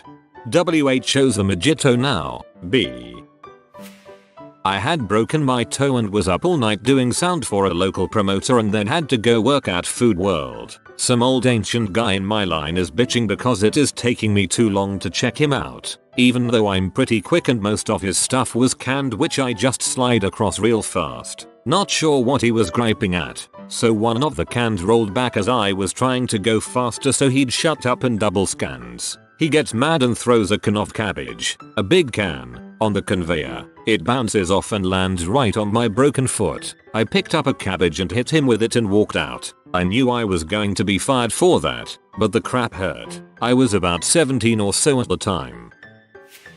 I too am a server. I have dozens of similar stories, but one in particular sticks out. Super busy Sunday morning breakfast rush. I barely have time to bring people their food, let alone anything else. Father of 2 girls comes in. Girls are about 8 and 10. Father asks me to remove all preset silverware, coffee cups, sugar, salt, pepper, etc. from the table because he doesn't want his kids messing with it and breaking it. I move everything 2 tables over to a vacant table. This guy yells at me, tells me I need to bring it back to the kitchen. Duh. Since when can you not control your 8 and 10-year-olds? If you can't take them out in public and have them not break crap, you've got bigger problems than coffee cups, buddy. I left his butt sit there forever. I put his food ticket in last. I generally made it take as long as humanly possible for this guy to get his food. When I dropped it off at his table, he had the nerve to ask me for silverware and condiments so he could eat.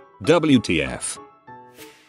I worked at a Toys R Us in the past few months. I'm not there anymore. And on a day where I was helping move a bunch of boxes off of one shelf and onto another, a group of drum kits and small electronic pianos, which included moving different price tags around, a woman came in and stood around the section I was in before zeroing in on a drum kit I was kneeling down in front of, having just taken it down from the very top shelf. I had gathered up the price tags in my fist at that point, and so set them down on the box before helping this woman. Kind of a mistake. After asking how she was doing, this woman bent down to the price tags that I had momentarily placed on top of the box I was just carrying, saw the $24.99 price tag designated for the piano kits placed at the very top of the pile, and used her almighty powers of reason and logic to deduce that tag of all tags determined the cost of the 100.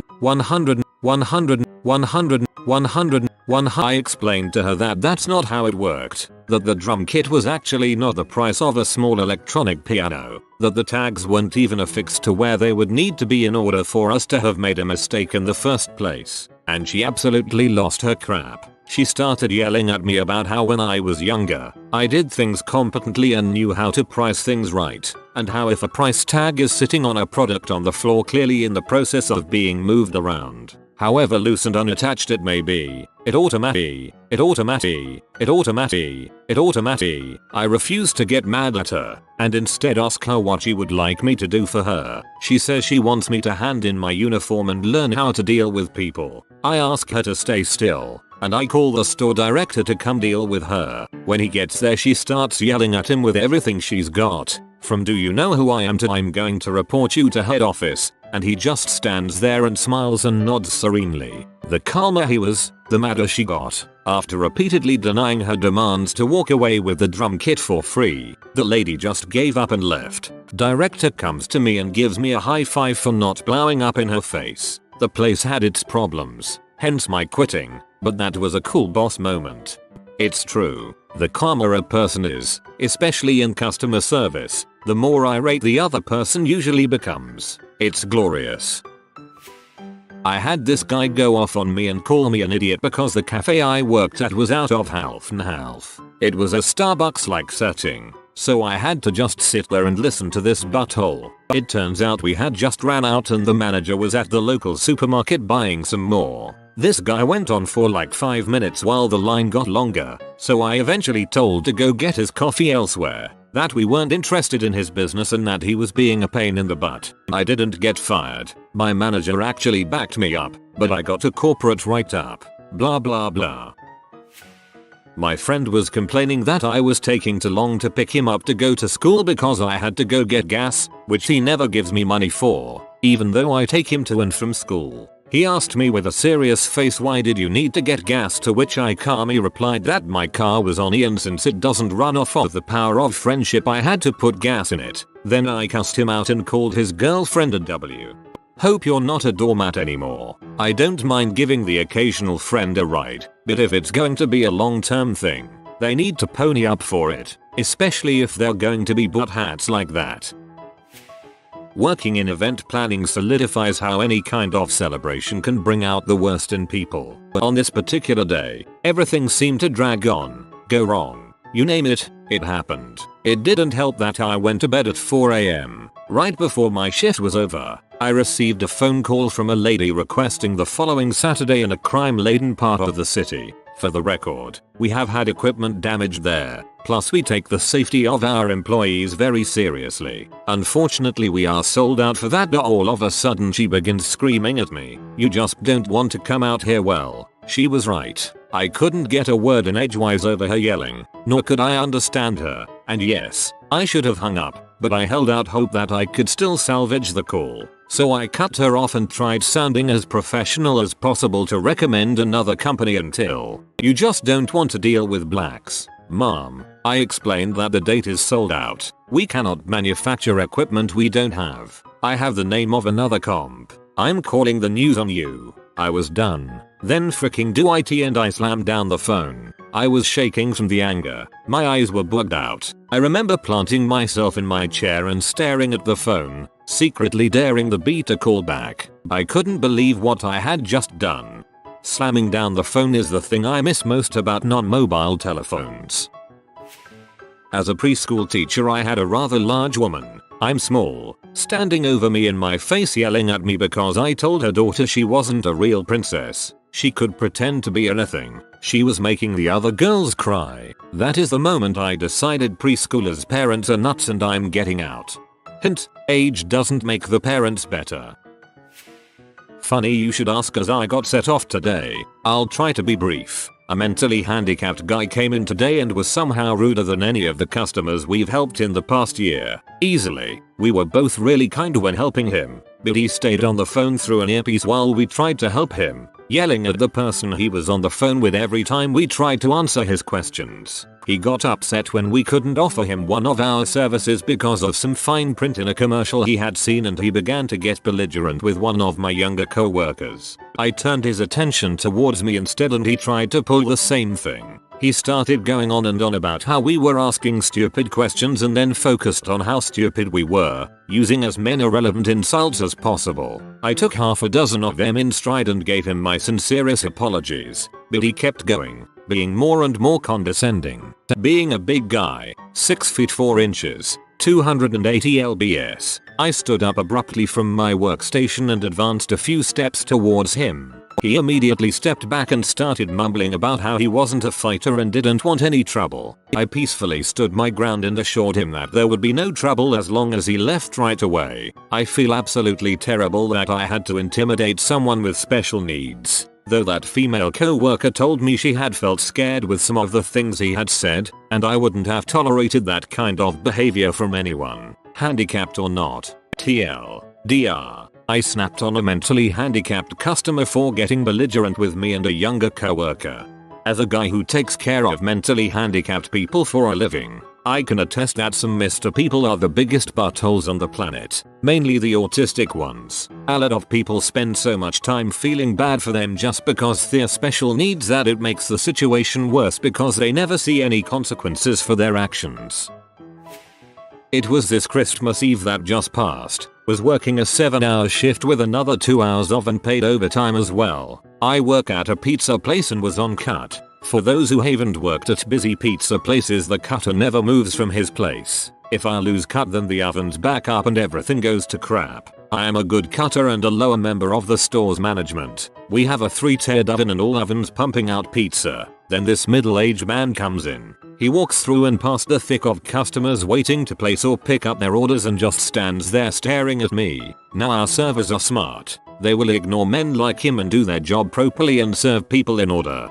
Thank God we have good staff. Anyhow, he stands there and keeps staring, trying to get my eye contact. It just ticks me right off. Here we are busy as all frick, working Christmas freaking Eve, no public holiday pay, and paid overtime, and this prick is leaning over the counter being an impatient, bitter, lonely old man. I turn around, speaking clearly and loudly over the din, "Hey mate, how can I help you?" And he replies, "What do you think you are, a major in the army?" with his nasty little pommy accent. I am just like, what the frick in my head? He then proceeds to have a go at me, so I just turn around and start cutting pizzas again. After a few orders I stop again, turn around and ask him which name he's waiting for. He says Steve, and I turn around and pick up the order I had just cut with his name on it. He then complains I mutilated it, says I've been rude to him and asks for someone else to serve him. He also said I am not your mate. I just stop dead, turn around and walk out of the kitchen. I was about to either quit or beat the crap out of this C. In the meantime, with no one on cut so it backs up slightly, I yell for a maker to hop on cut and Marshall runs to the front to cut.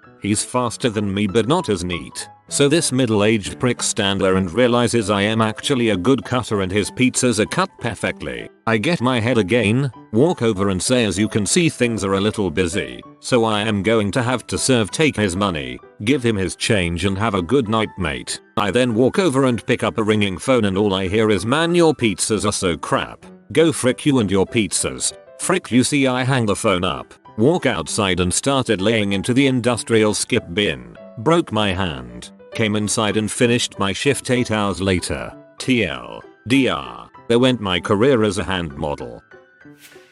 When I was like 12 or so, I once shook my glass at a waitress as she was clearing plates. I smiled when she took my glass, but when I got it back full of soda I was confused. I just wanted her to take it with the dishes so she didn't have to make 2 trips. Years later I learned how rude that was and I had one of those oh god why moments.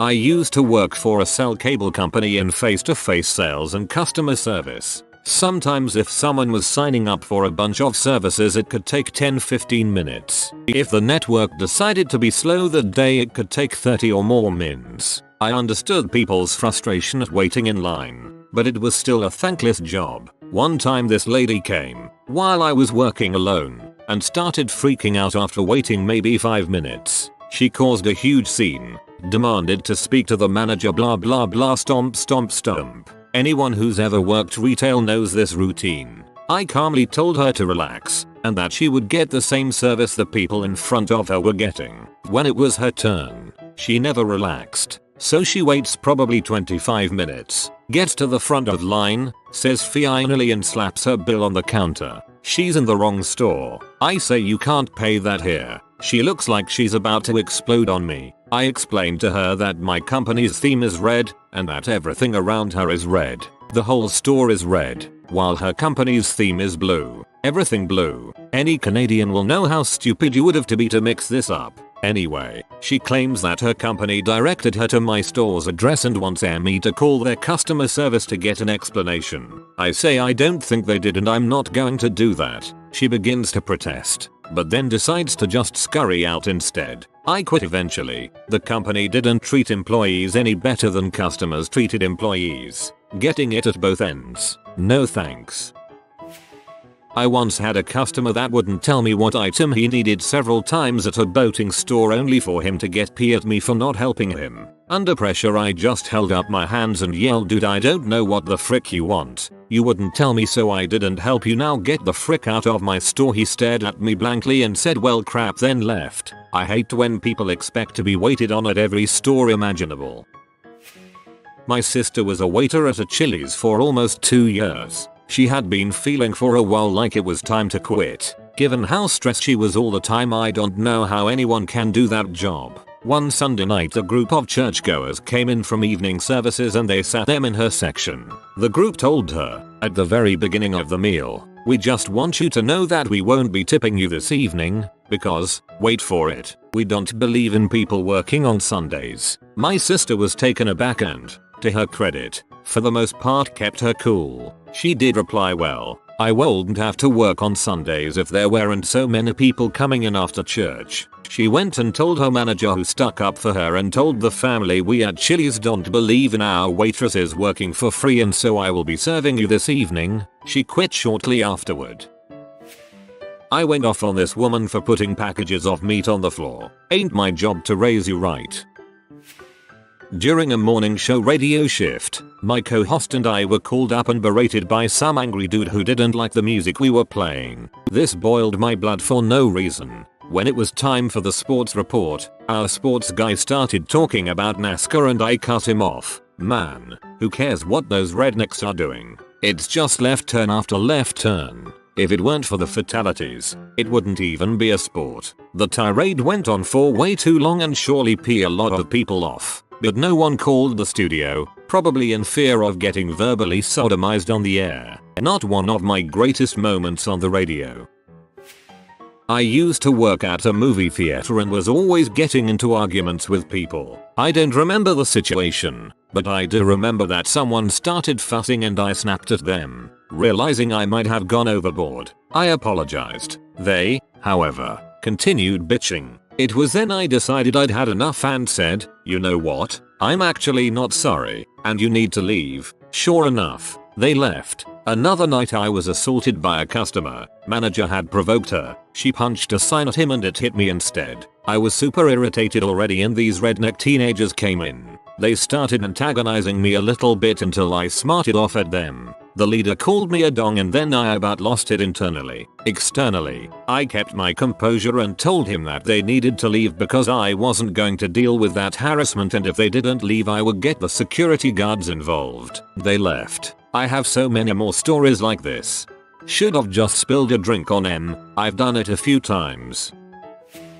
I worked at a Chili's for about 3 weeks before I snapped and quit one day after a mom yelled at me for not putting ketchup on her fattest brat's burger. The kid was about 12 and there was a bottle of ketchup literally 3 inches from his fat little hand. He was a little crap the whole time I was taking his order. His mom was a C. His dad was a spineless shat. I kindly told the kid the ketchup was on the table after he demanded I take the plate back to the kitchen. His mother yelled that I should put it on her son's burger for him and that I wasn't getting a tip, yada yada. I just walked off and told someone, I don't even remember who, that I was taking my tips and going. I'm so glad I don't have to deal with children now.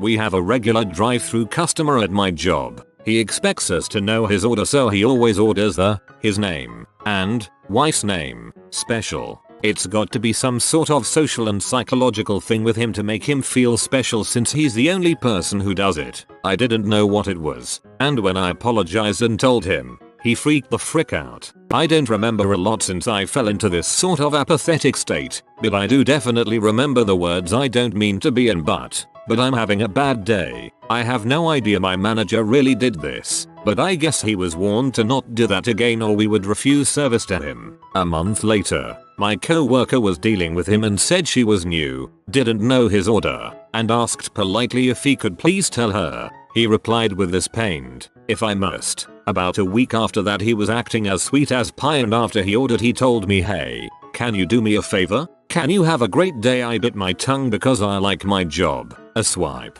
"I don't give a crap if you're rich. We aren't your servants. Your useless business coupons aren't going to frost over the fact that you're slimy douchebag." I can't help but wonder if he treats his wife and kids like that. This'll probably get buried, but anyways, working as a cashier in a busy supermarket, served a customer as normal, except while I was scanning he decided to put a 20 on the conveyor belt which I moved. I hadn't finished scanning and that stuff just goes underneath it. His wife picked up the 20 when I moved it, which I didn't see. Finished scanning. Totals just under $50. Wife hands me a 50, so I give her $3 or so of change. Next thing, the husband is saying, "No, I gave you a 20. You've taken my 20. I said no, you paid with a 50. This is your change." He loses his crap at me, saying I've got his 20. There is no way he would say that if he wasn't sure it was true. His wife says she took the 20 but he insists he had two, one of which he had and one that I did. So my supervisors come along, take my till and count it, and it balances. Whole time I'm arguing with this guy, getting angrier and angrier because he is basically accusing me of theft. He repeats the same stuff over and over, and even bets $1,000 that he is right. He finally leaves after my supervisors get his number, promising to check the cameras. Week later, I ask about checking the cameras. This guy did not have two 20s, and I did not ever have one of them. His wife took it. They rang to inform him of this, and he said "Oh okay," and hung up. No apology, nothing. Luckily I haven't seen him in the store since. Everything. If it weren't for my lack of a degree, I'd have quit in a grand fashion months ago. Working the stock room at a store like Sonoma Williams, Restoration Hardware Pottery Barn, is like working in a crap house. There isn't a single semblance of organization. So it's taken something as small as not being able to find a rug, because our last one was sold a week ago but somehow the database was never updated, which happens thrice weekly, to make me wish I could quit. Tech support for the internet. I was really burned out, but the last call I took was with a guy whose problems were his motherboard batteries. This old guy knew that he needed a new battery. He expected me to write a script so that he wouldn't have to enter date information at startup again. He wasn't going to let me go until I did, and I couldn't hang up on him. 45 minutes into the call, and 30 late for my break, I started into a frick you butthole lecture that over 1,000 callers deserved. Tech support for the internet would definitely burn you out. I worked the redemption counter of a family fun center, Chuck E. Cheese, David Buster's etc, and the little shoots would constantly demand my attention while I was helping another one. It'd have 5 kids screaming they want such and such. It was worse when the parents would start in on it also. I work laser tag now, so I deal with the parents more than the kids in terms of who I talk to more. Some of the adults don't understand how a list works. They sign up last, they get on the bottom of the list, bring in a big group, and at the bottom of the list, sure, I'll let the group of 2 kids in that signed up after you, but only because I can fit them in with the group of 7 and 8 that signed up before you. I have to hold back from punching some of these dumb shoots. The kids at laser tag pee me off so much. They can get their vest on just fine, but when they take them off they just bring them over their heads and drop them because they don't care. $500 pieces of equipment that they just drop. I've got 4 that are having issues. I am not far yet, but I will be soon because I am almost at the level of not giving a frick. I know that feel. I worked at a laser tag joint for nearly 5 years. The horrors. The horrors. I worked at a beach club, in the snack bar, making salads and sandwiches for the people who went there. I was making a sandwich for a lady during the 3-hour-long lunch rush. She asked for tomato, so I casually took 2 tomato slices and put them on her sandwich, only to hear her say those slices aren't round enough. I proceeded to pick up 2 handfuls of slices and say, "Find me some round ones." God, I wanted to punch her. My best friend walked out on a job and left me stranded because someone ate his lunch. The thing that pisses me off the most is that it sounds like that little sucker was trained to do what he did. Maybe mommy allows him to do that at home, though not necessarily to her. I can appreciate that much of the tirade you went into was directed at the mom, rather than just at the boy. However, much of what you said probably went right over his head. I work with 3 and 4-year-olds. Trust me when I say that he likely wasn't able to understand much beyond the initial comment that waiters don't like it when you shake your cup at them. Edit. I forgot. Kudos to you for standing up to the little tyrant. I work in restaurants, and a few years back I had this bee of a co-worker who would just attempt to make my life a living heck from the second I walked in the door. We did not see eye to eye, but most days I could tolerate her just fine. One day I was stressed from some issues with my family when a couple of my regulars come in. She had gotten them as I wasn't there when they sat down, and I went to say hi when I came in. They asked me why I hadn't waited on them, and I said, next time you come in, just ask for me and I'll take care of you. We chat for a bit and I walk back into the kitchen feeling pretty good about myself for about 2 seconds until my manager yells in a crappy, sarcastic voice, "Great idea. Telling someone else's table specifically to request you." I lost my crap. I knew it was that girl, and the manager was on her side solely because he didn't want another employee complained. I yelled down the server aisle, "Well, you can tell her to go frick herself." The entire server aisle stops and stares at me. The grill line. My buddies who hate this girl about equally and had heard everything bursts out into laughter, and this idiot manager just stares at me. He drops what he's plating in the window and pulls me into the office immediately. I'm sent home with a slap on the wrist, and long story short, it was completely worth it.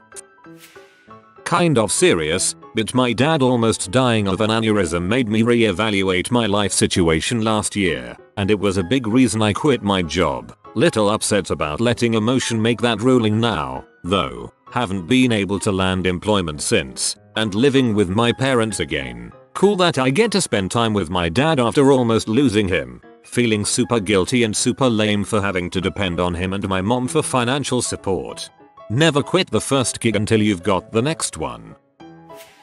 I was 18 and working for a large movie theater as a concessionist. This, by far, is the worst position to hold, but all of the newbies start there and attempt to work their way up to better positions. It was a very slow midweek morning shift and I'm the only one working the stands. We had 4 registers and stations for customers to line up. I was clearly standing at my register when this mom and daughter, teen, walk up to the concession stand at an empty register. It's clearly on the opposite end that I am standing. No big deal. I figured they were just looking at the sign with the prices and options. I'm not doing anything else but standing at my freaking register waiting for them to decide what they want. A few moments later, the mom snaps her fingers at me and says hello in the most condescending tone I have ever heard. I walk all the way to end of the stand to her and she begins berating me for making her wait to order. I attempted to explain that I was standing at my register and that I cannot take her order on another empty register. I also explained that it is fairly common for people to browse the sign and then come to me and order once they know what they want, which is what I thought they were doing.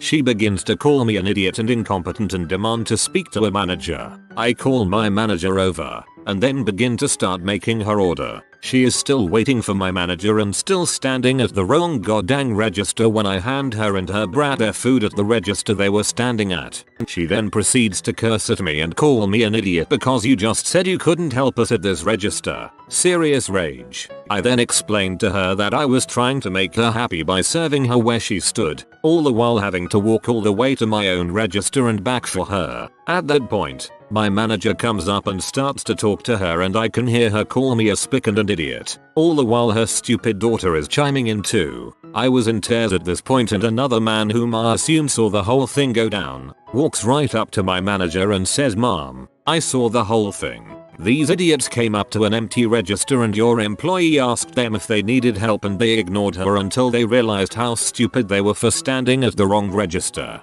They called her names and this poor girl still tried to help them out, the whole time being considerate and sweet. If I were you, I would tell them to sfoo and get out." They looked stunned and my manager told them to take their business elsewhere. Then the guy came up to me and hugged me and told me to never take crap from any C again, lol.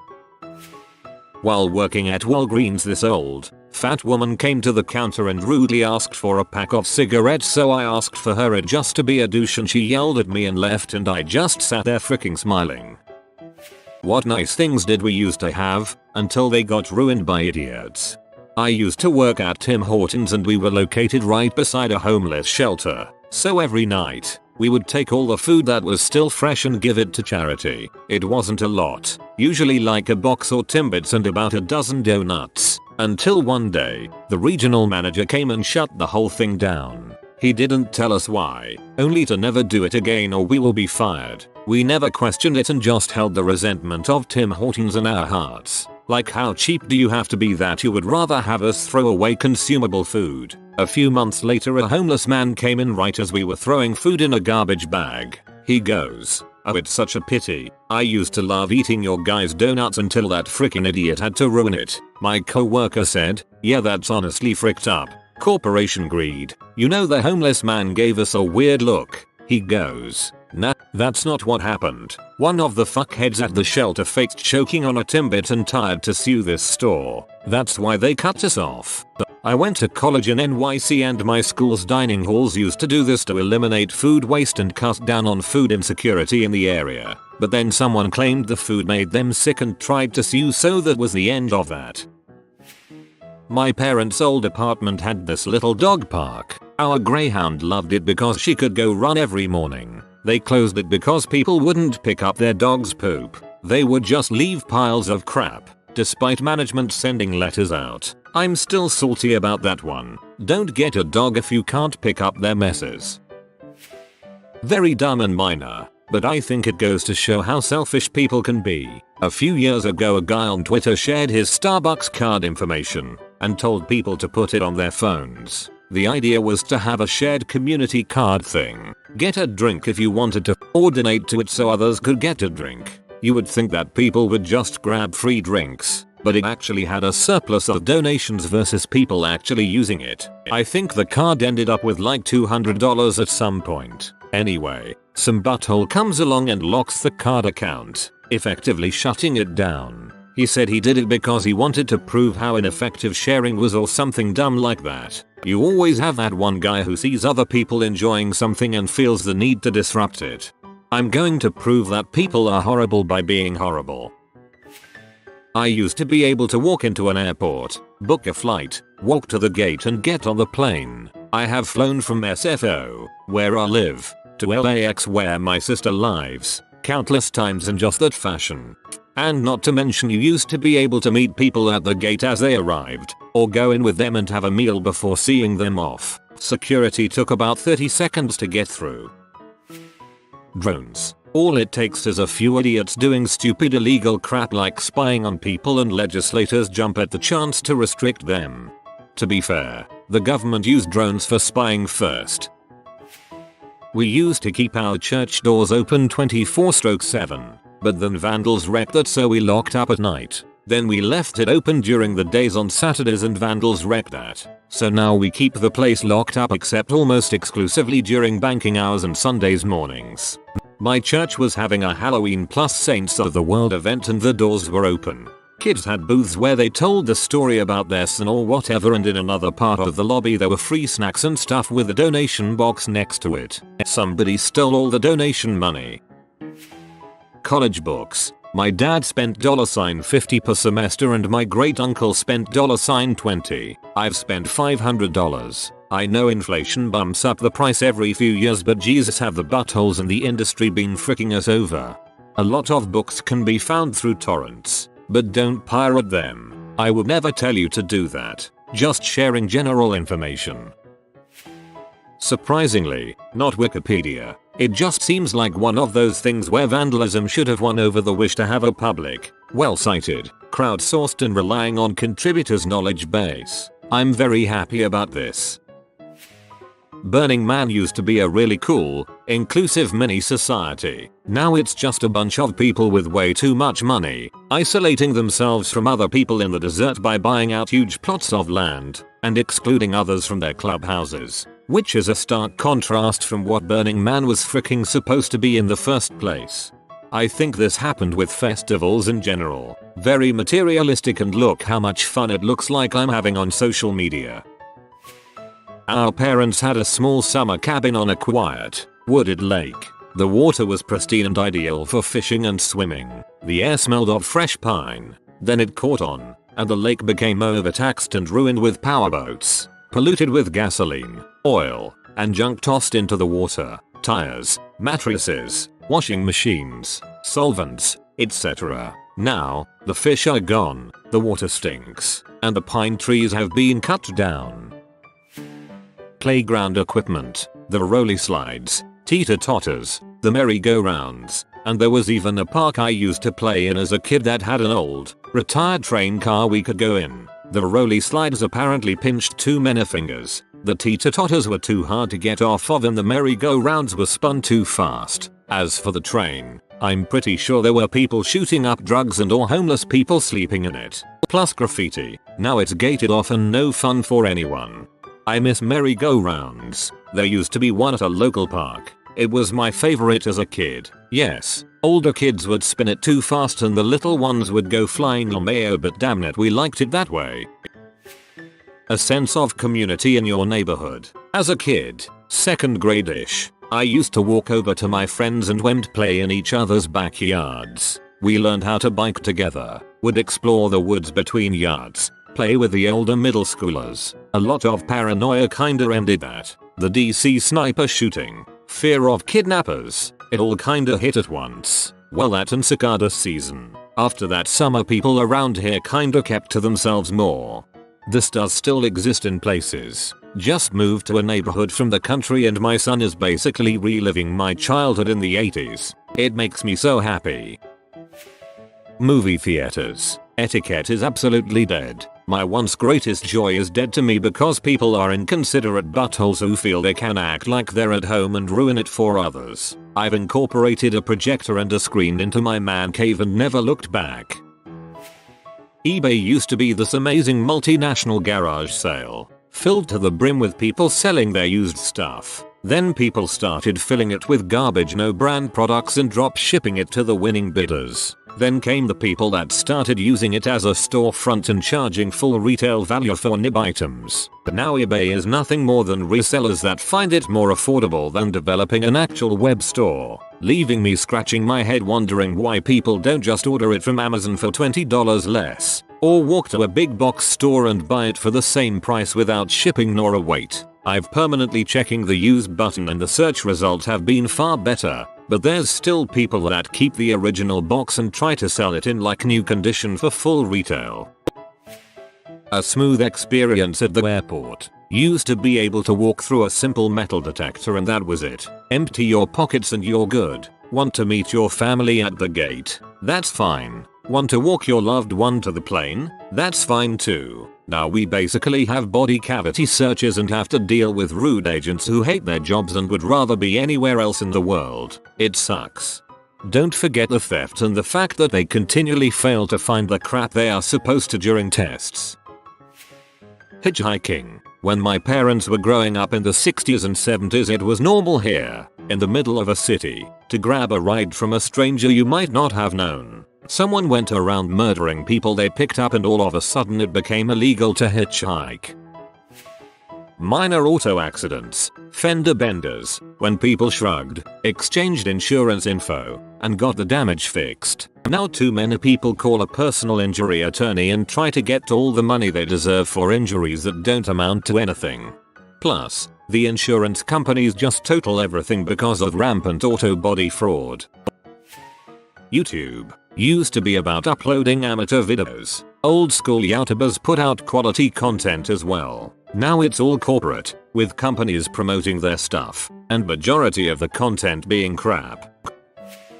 Those fun rock hiding groups on Facebook. In the beginning you'd paint a rock and hide it for someone to find. There were so many fun designs. Sometimes you'd find a rock from way out of state. It was thrilling in its own sweet little way. And then people started imposing new rules on the group. You can't hide rocks with glitter or stickers or googly eyes because it might make a squirrel want to swallow one. They'd jump down the throat of anyone who posted to the group with a glittery rock. You were not allowed to hide a rock in a business because someone might think it was solicitation. Suddenly all the fun animal themed rocks hidden around the zoo were against the rules, and heaven help you if you got caught. Middle-aged women can be mean. Fights began to break out over designs, claiming they were stolen from someone else. The entire thing turned into a cesspool of he said, she said and ignorant people doing their rocks wrong. Now the groups only consist of a few people who beg others to hide rocks because they don't know why the magic is gone.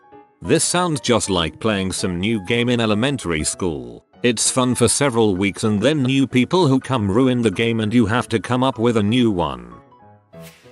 There used to be an annual free garage sale near me. People would bring in boxes of things to donate. Volunteers would set them out on tables, and everyone could take what they wanted. Then a couple of people pretended to be volunteers and loaded the boxes of donations directly into their own cars. A lot was also stolen from the church that hosted the event, including the stool from their organ. They no longer have the free garage sale. I belong to a small, local 24-hour gym. They used to have small white towels, hand-sized, that you could use while you worked out. There was a laundry basket you could throw them in as you were leaving. They weren't great quality. In fact, they were rather rough from being washed every day, but they were nice to wipe down your treadmill, wipe your face, etc. Last month I enter the gym and there's a sign stating that they're no longer stocking the towels because people are stealing them. WTF. Why would anyone steal these small, scratchy towels? It's probably the gym rats who forget to put them in the basket and now have a huge collection in their trucks. Pisses me off. Inhalers. My bestie who had asthma used to be able to get inhalers without going through the counter when he was a kid and he needed it desperately. Now they quit selling them over the counter and you need a prescription because druggie got a drug. I imagine a lot of different kinds of medicines ended up this way. VH1. They used to have great shows like Behind the Music, pop-up video and classic albums. Plus they made some really good original movies as well. Then literally overnight they turned into E, but only stupider if that's even possible.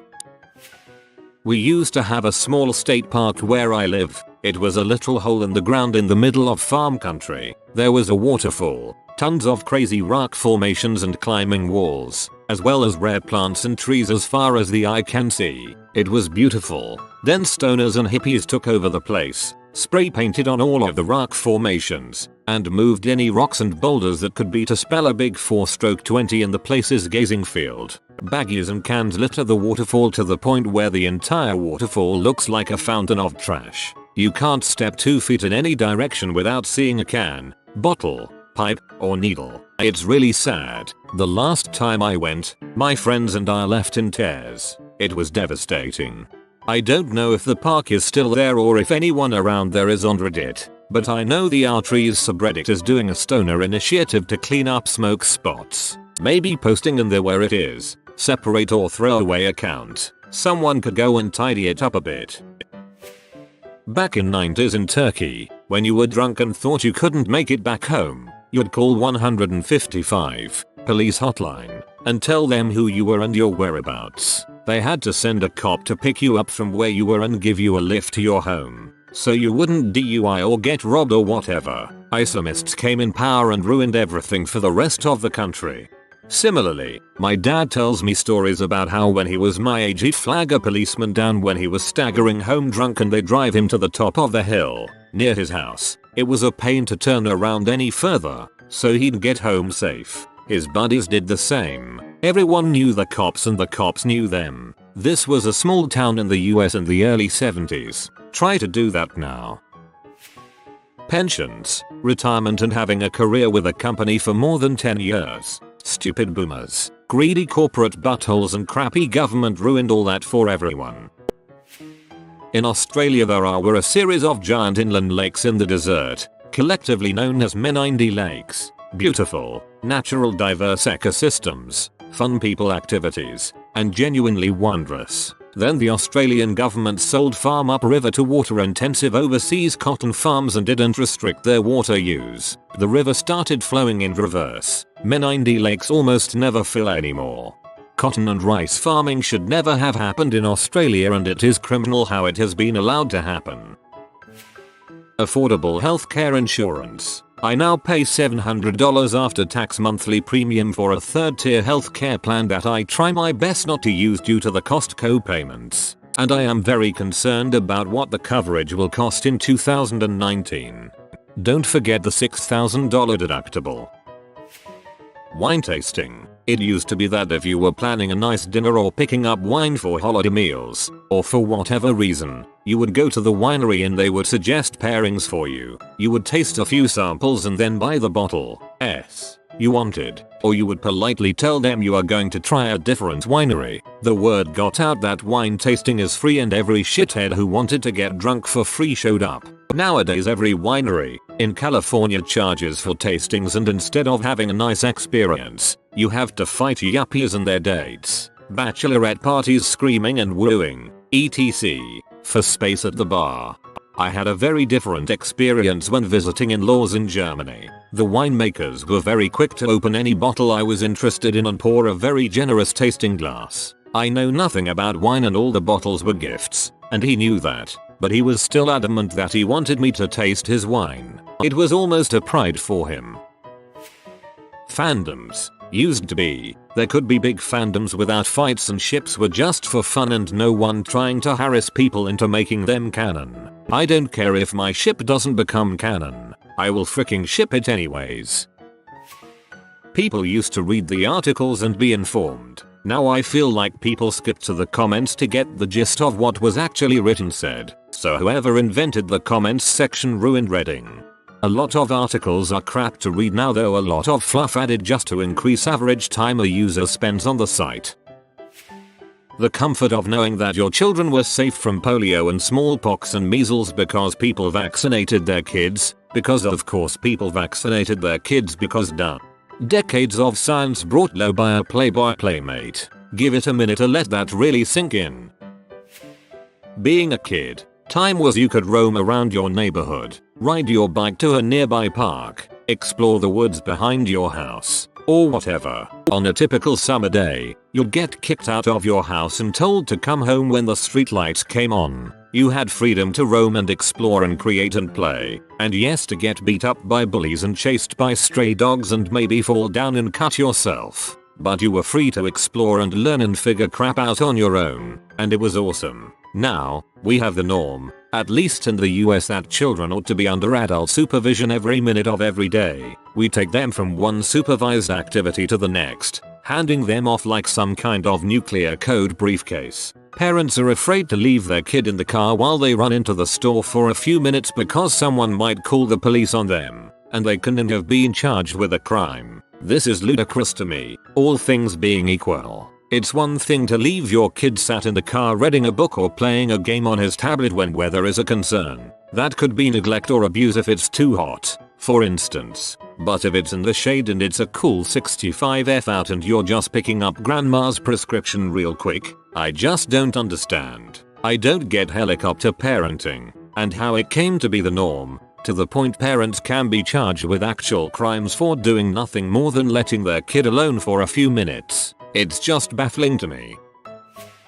My hometown turned a recently vacant bus depot into a street art center. The walls were open to be painted on. You could do events there, and it was open normal park hours, dusk till dawn usually. Within the first month or so of being open, it was covered with all sorts of art. Then towards the end of the summer during the first year, some kids beat the security guard with their skateboards. Been closed since as far as I know. I moved away a few years ago.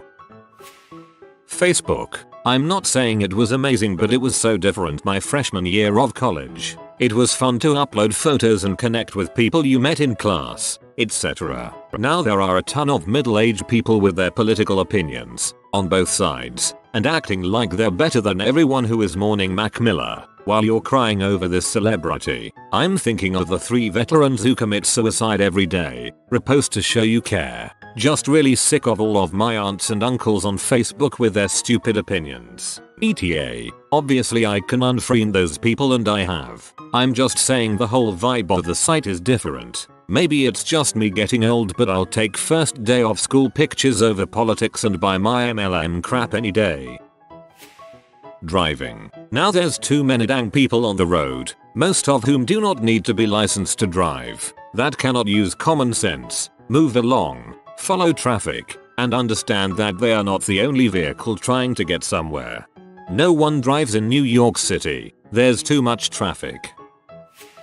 Reddit. People are stupid, and they are still stupid on Reddit. I still see so much of that old pat yourselves on the back don't we know better than the proles attitude here. Like the average user is some educated techie, as if this is 2006 and Reddit is some underground site. Acting like the user base is anything more than a hive of idiots is ridiculous at this point. Reddit is currently the 15th most trafficked site in the world. That's incredible, mainstream popularity, and it brings in everyone. People who use this site aren't smart or interesting or unusual for doing it. If they ever were getting advice from Reddit, doubt its value. It probably comes from someone stupid. How about Reddit's opinions? Likely to be a rational groupthink with a healthy dose of corporate foreign astroturfing. Speaking of astroturfing, the profit influence potential of a website this popular is immense, and everyone knows it. Reddit got so upset about not being able to monetize their popularity as well as they wanted that they pushed a terrible redesign exclusively to pack the site full of ads and banned various controversial groups to sanitize the site for advertisers. They're turning this site into Facebook with messaging, profiles and everything, solely to pander to those users and bring in advertising dollars. And the sad part is it's going to work because that's been proven to be extremely lucrative. And because the new Reddit is populated by average users who live for that format. This site is near ruined. When I first became aware of it 11 years ago it was small, discussion was good, most of the users were there to escape from the burgeoning popular sites which were full of the mass marketed drivel that now pervades Reddit. Because it has now itself been engulfed by the Facebook machine. We're going to need a new alternative for a few years before the exact same thing happens, as it always does to something small but interesting that gets popular and attracts the attention of interest groups and average internet users, and NBSP. To be fair, this complaint basically goes for the entire internet. You're right, your comment has enlightened me and I now assume based on this lesson that you're an idiot too. As a young professional, I am still getting used to dealing with clients. But today took the cake in terms of idiocy. What's your worst, funniest, strangest client story? A former divorce lawyer here. A client had a change of heart and decided not to go through with the divorce, and instead dismiss the petition and stay married. This was promptly followed up with claims of not being required to pay since I didn't get the divorce as originally planned, even though I spent about 8 months on the case, and nasty voicemails accusing me of trying to break up the marriage in the first place. You should have changed your job title on the invoice from divorce lawyer to marriage counselor. Client: I wanted that bag tag blue. Me: do you happen to know the PMS color of the blue you're talking about? Client: no, it's a bag tag. Have you ever seen a bag tag before? I thought you worked in the golf industry. You should know what bag tag blue looks like. Background: bag tags for golf bags can be any color in the rainbow. What do you mean the 7 kilobytes logo I sent won't work for the poster I'm asking you to print? Can you use a nicer font? I don't know which one I want, just something better. I'm looking at a terracotta roof across from my office right now. I want it that color exactly. This one goes way back. I'm an old timer, but a C's machine with 3.5 inches disc has a 5.25 inches disc, folds it twice, quarters it, and shoves it in. Breaks drive, wonders why it didn't work. B. Takes box of 3.5 inches discs and puts the label over the sliding door that opens in each disc. Shoves it in drive. Luckily doesn't break drive. Wonders why it didn't work. C. Goes to machine with 3.5 inches disc. Has 5.25 inches disc. Puts it into a slot between the drive and the case. That didn't work. Goes and gets another disc.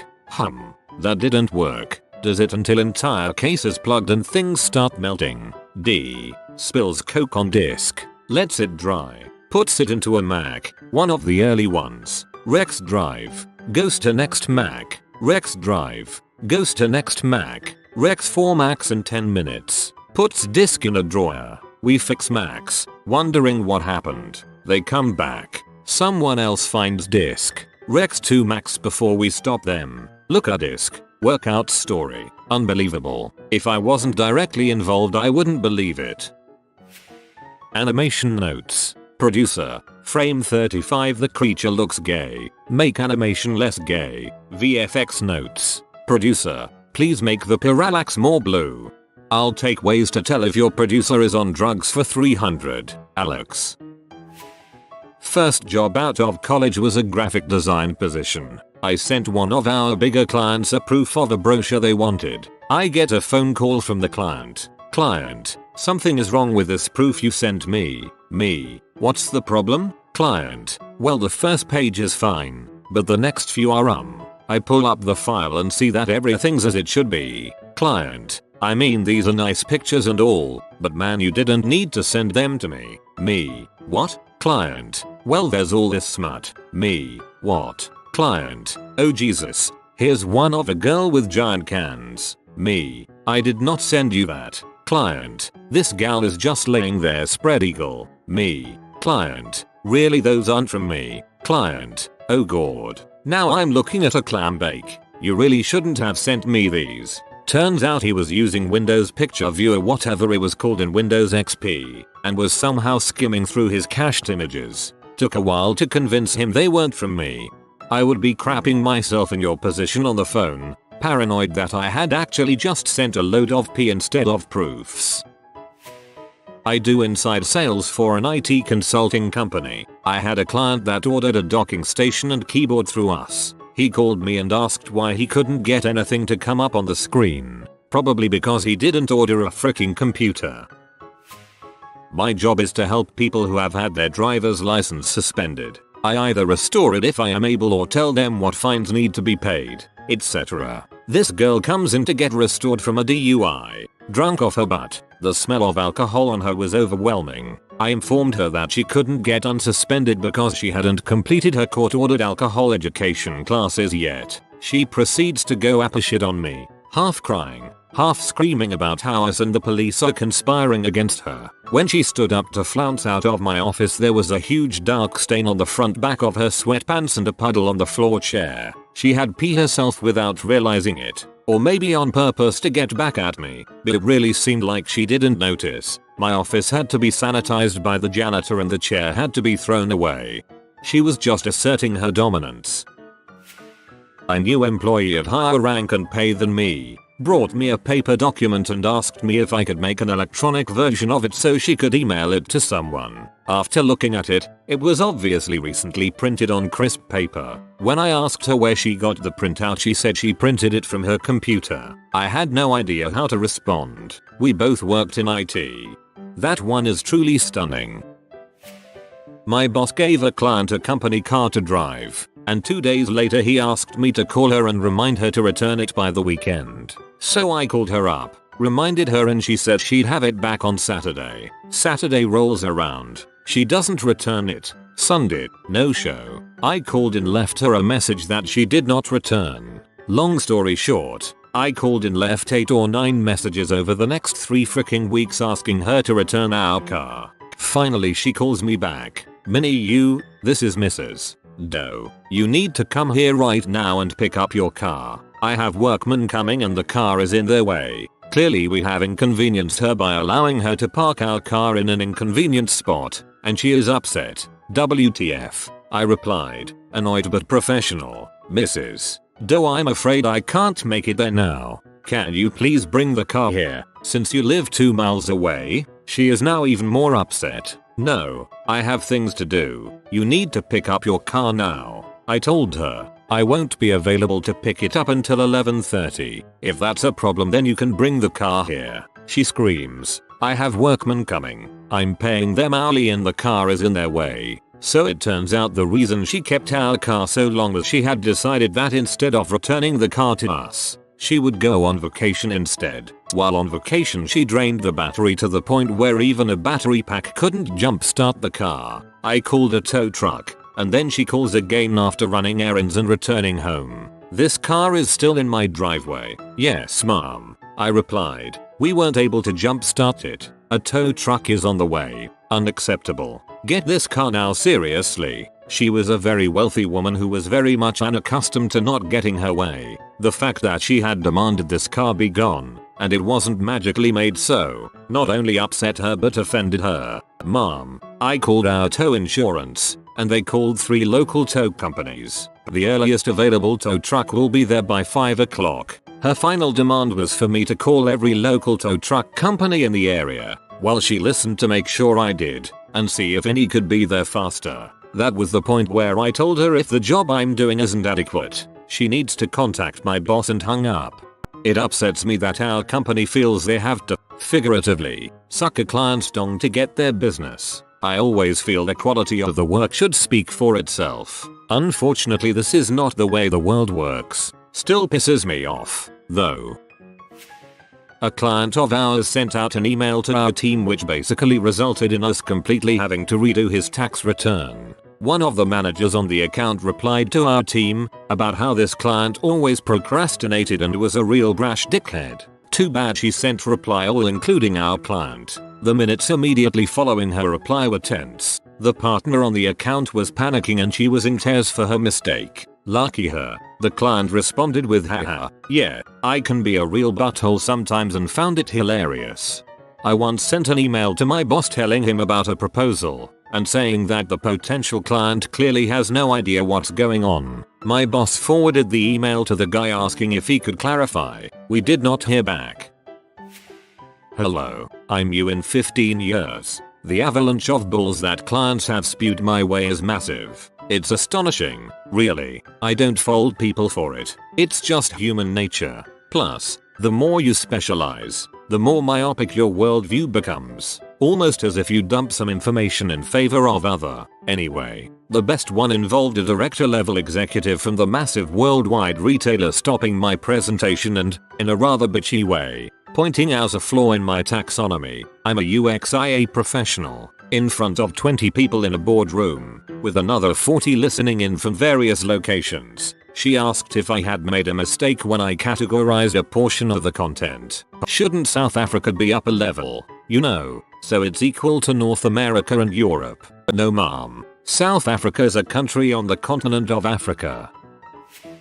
I've posted this before, but it's one of my favorite stories. I was speaking with a customer that had a rather significant cable bill. Going over his account, I found that the bill was largely the result of adult on-demand orders. Naturally, because almost no one will admit to watching porno, the customer claims he never purchased any of the on-demand orders. So, I pull a full report on the on-demand orders from his cable box. The full report tells us what was ordered, when it was ordered, how long it was watched, how many fast forwards, rewinds, pauses, plays, and stops are hit, and when the order was removed from the cable box. I imagine this info was used for lots of metrics, but when dealing with customers, it gives us an easy way to confirm or deny if a customer fat-fingered the order and accidentally ordered something. The general rule was that if something was watched for less than 5 minutes without a bunch of FFs or rewinds, they were probably telling the truth. Anyways, full details show that the pornos were watched for an average of 20 minutes with plenty of fast forwards and rewinds. Still in denial, the customer then asks when the movies were ordered. I give him the approximately 1.5 month span that the movies were ordered. He then claims that it's impossible as he was out of town during that time and the only other resident of the household was with him. Since I'm such a nice fella, I continued to give the benefit of the doubt and asked him to double check the serial number on his cable box. It would have required about 4 layers of fuck-ups, but it's possible that the cable box at his house isn't the one on his account and someone else managed to get the box that's in his name at a different house. Naturally, these layers of fuck-ups didn't happen and the serial numbers match. At this point I explain that the only way someone could have ordered those movies is by being in the man's house. The customer pauses for a moment, then says, well, when I got home, I found the back door open. I'm speechless for a few seconds. This man is suggesting that someone broke into his house repeatedly for more than a month for the express purpose of watching movies, both pornographic and otherwise. I then give the only advice I can think of. Sir, you need to burn everything. Someone broke into your house and watched over $1,300 worth of pornography. There is no surface in your house that I would trust. TLDR, fire is the great purifier. As a fellow graphic designer, I hope you will laugh with me over the following. Can you make it pop more? Add a red border to the text so it stands out. I changed the file extension from .jpg to .i so you have the vector version now. Can you make the picture show the other side of the object? I don't like it. Can you make it more, you know? And as a finale, getting sent 32 kilobytes files for print. Make it pop. Make IT jump out of the screen.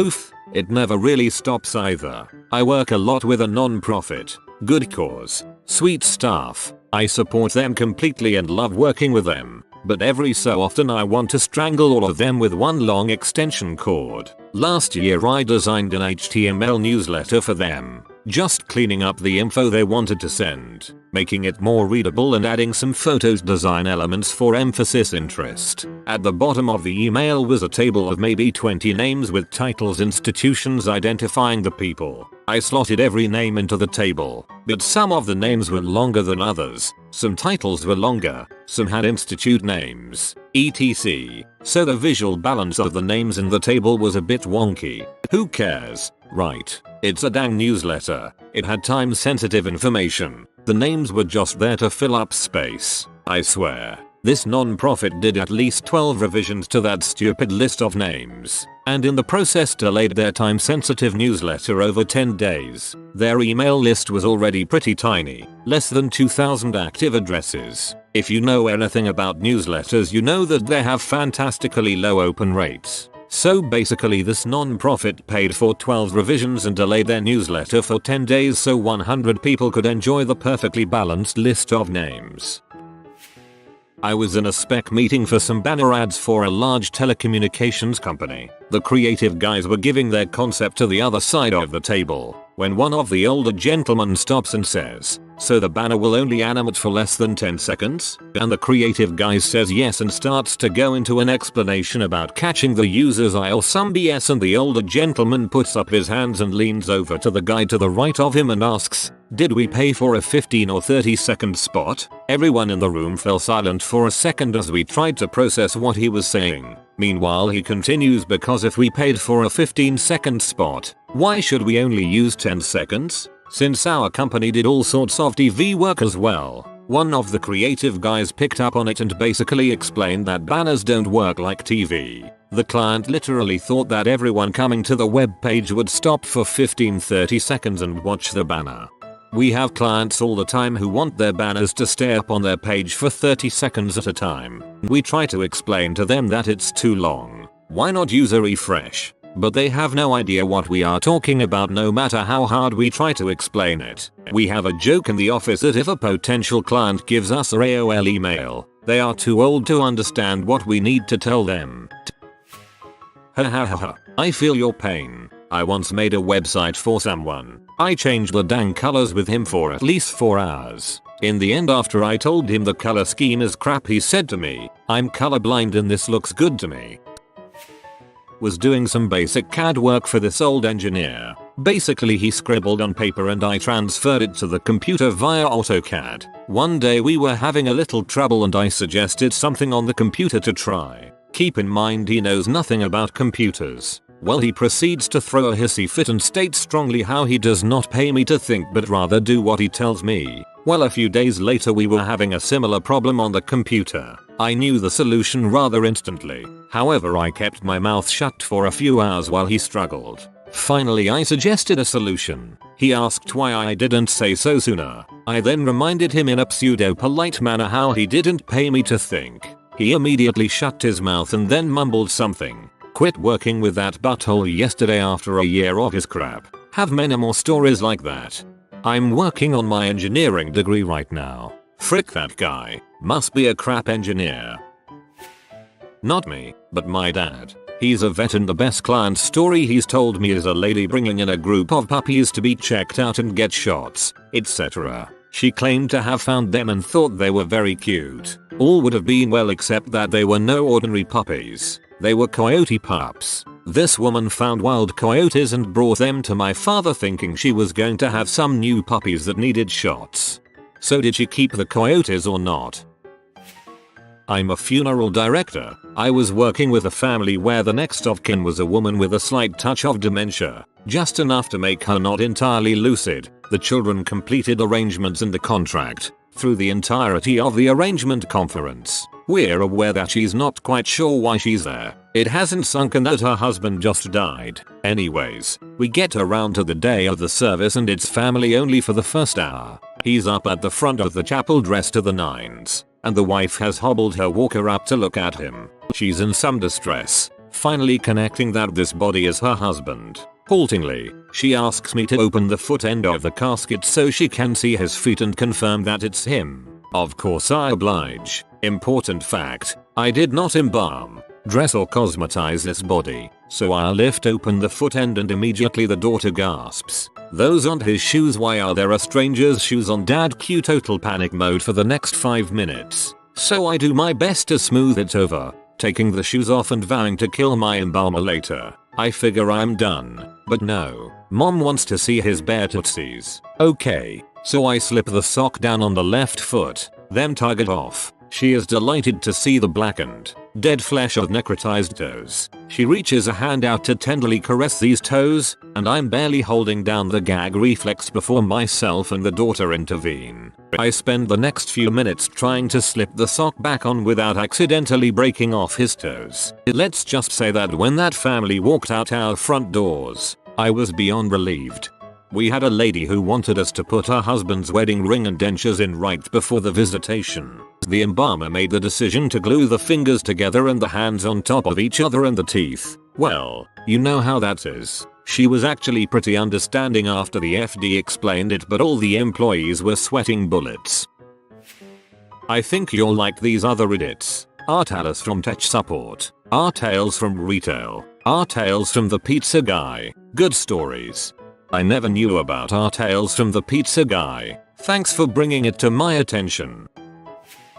I'm editing a commercial for a charity concert right now and my client told me he had video to work with. He sent me YouTube clips. 240p YouTube clips.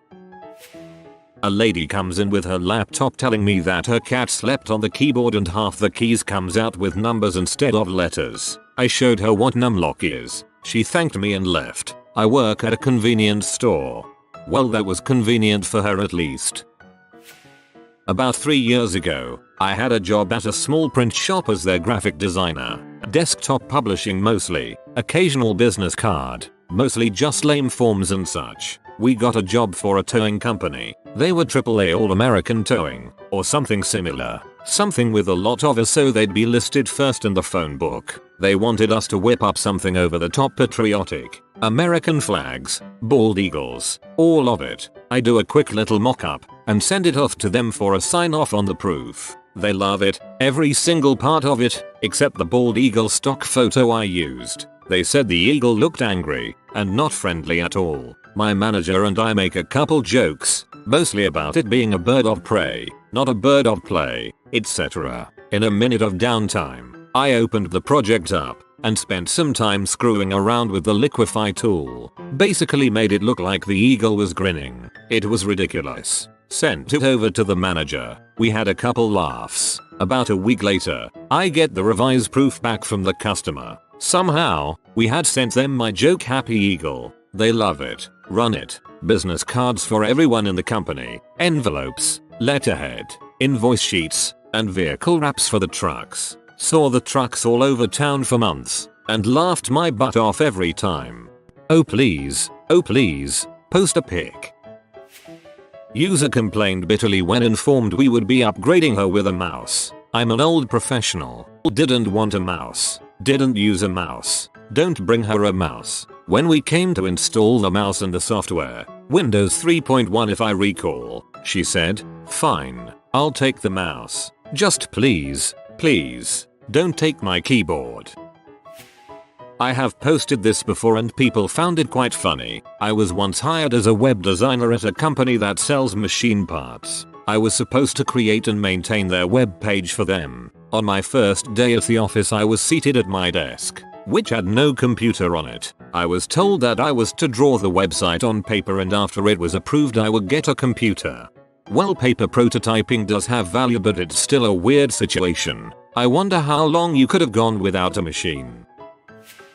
Is it plugged in? Absolutely. I checked it twice. Do the lights turn on? No. Is it plugged in? Yes. Of course it's plugged in. Oh wait, there is an error. NDA specific. That means it is not receiving power. Check the plug again. Oh, the lights turned on. That was with one of our seasoned sales guys. The trick is you don't ask people to check if it's plugged in, because it implies that they're idiots. You ask them to unplug it and plug it back in again. This one's from someone I know. He does a lot of one-off kiosk demo prototype applications in Flash, and one of the most annoying things he gets from clients is requests to change the resolution or aspect ratio at the last minute. It's so much of a problem that he now requires them to lock it in up front, in writing, with multiple warnings that he won't change it for free later. They still end up whining about it and wanting him to change it at the last minute every single time. It's even better when they want resolutions or aspect ratios that clearly don't match the target displays.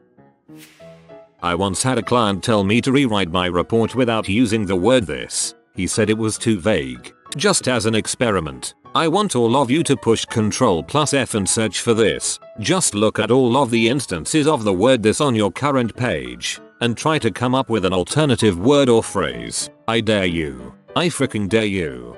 Find what this replace with, not that. Presto.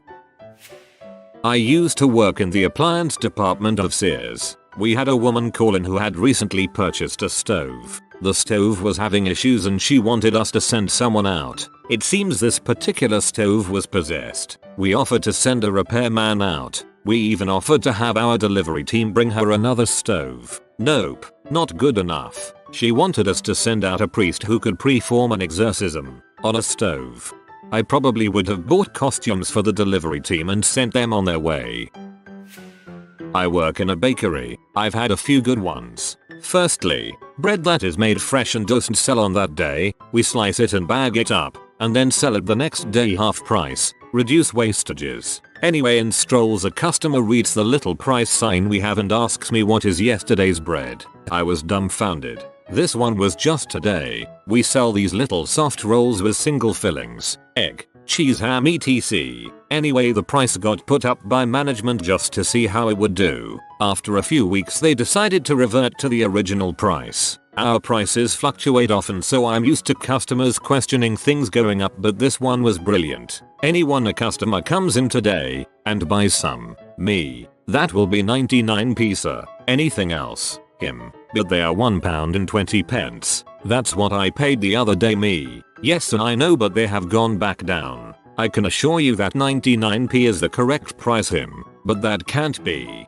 We had to call our area manager so he could assure the customer. He was mad that he was getting something cheaper than expected. Or mad because he thought he'd been ripped off previously. Who's the dumbest person you've ever met? A girl in my school was using a calculator on a test and typed in the math problem in wrong. She then proceeded to type syntax error as an answer. Leslie, I typed your symptoms into the thing up here and it says you could have network connectivity problems. Andy Dwyer. Back in high school, a guy named Kevin was arguing with me and anyone who would listen, saying that STDs are prevented by having sex. After about a minute of explaining to him what STD meant, I decided to just say let's agree to disagree, but he didn't let it go. He pulled out a $50 bill from his wallet and bet me that he was right. After he looked it up, the crowd mentality forced him to pay up. TLDR. Dumb high school student bet me $50 that STDs are prevented by having sex. And the legend of Kevin continues. Stay classy, Kevin. My psych class. One girl asked is eye color a behavior? Not really stupid. More WTF. But she also said she wanted to have a pet baby. Not wanting a pet, or a baby. A pet baby human. I knew a guy who shot up peanut oil to slow the flow of blood to his brain to keep him in a constant state of being high. He's dead now. Not from the peanut oil, drug overdose a few years later. I know a guy who got a composite score of 4 on his ACT. I know, it sounds impossible. I thought it was 2, but I was at his house when his mom got the mail with his score on there, and I saw the piece of paper myself. The guy who wound up wanting to fight me because I was explaining to him that calamari was Italian for squid. He insisted people do not ever eat squid. The delightful conversation with a man who insisted all zebras in Africa are extinct, although I had just returned from there with photographic evidence from just 2 weeks before. I had to explain to a girl that penguins were not fish. I had to explain to another girl who I told this story to why the first girl was not correct. I had to explain to my middle school science teacher that penguins were, in fact, birds, not mammals. That was a difficult class to deal with. Brother's girlfriend. Did you know Poland was the only country not affected by World War II? Hitler wasn't a bad guy, they just gave him the wrong job. I like cows, they're cute and they have big eyes, but I don't like horses. They're big and they look like cows. Wine that comes in plastic is fancier than wine that comes in glass bottles, because plastic has more technology. As my brother is cooking her a filet mignon, she looks at the steak in the pan for a minute before asking, "Is that the whole fish?" But it's got technology in it.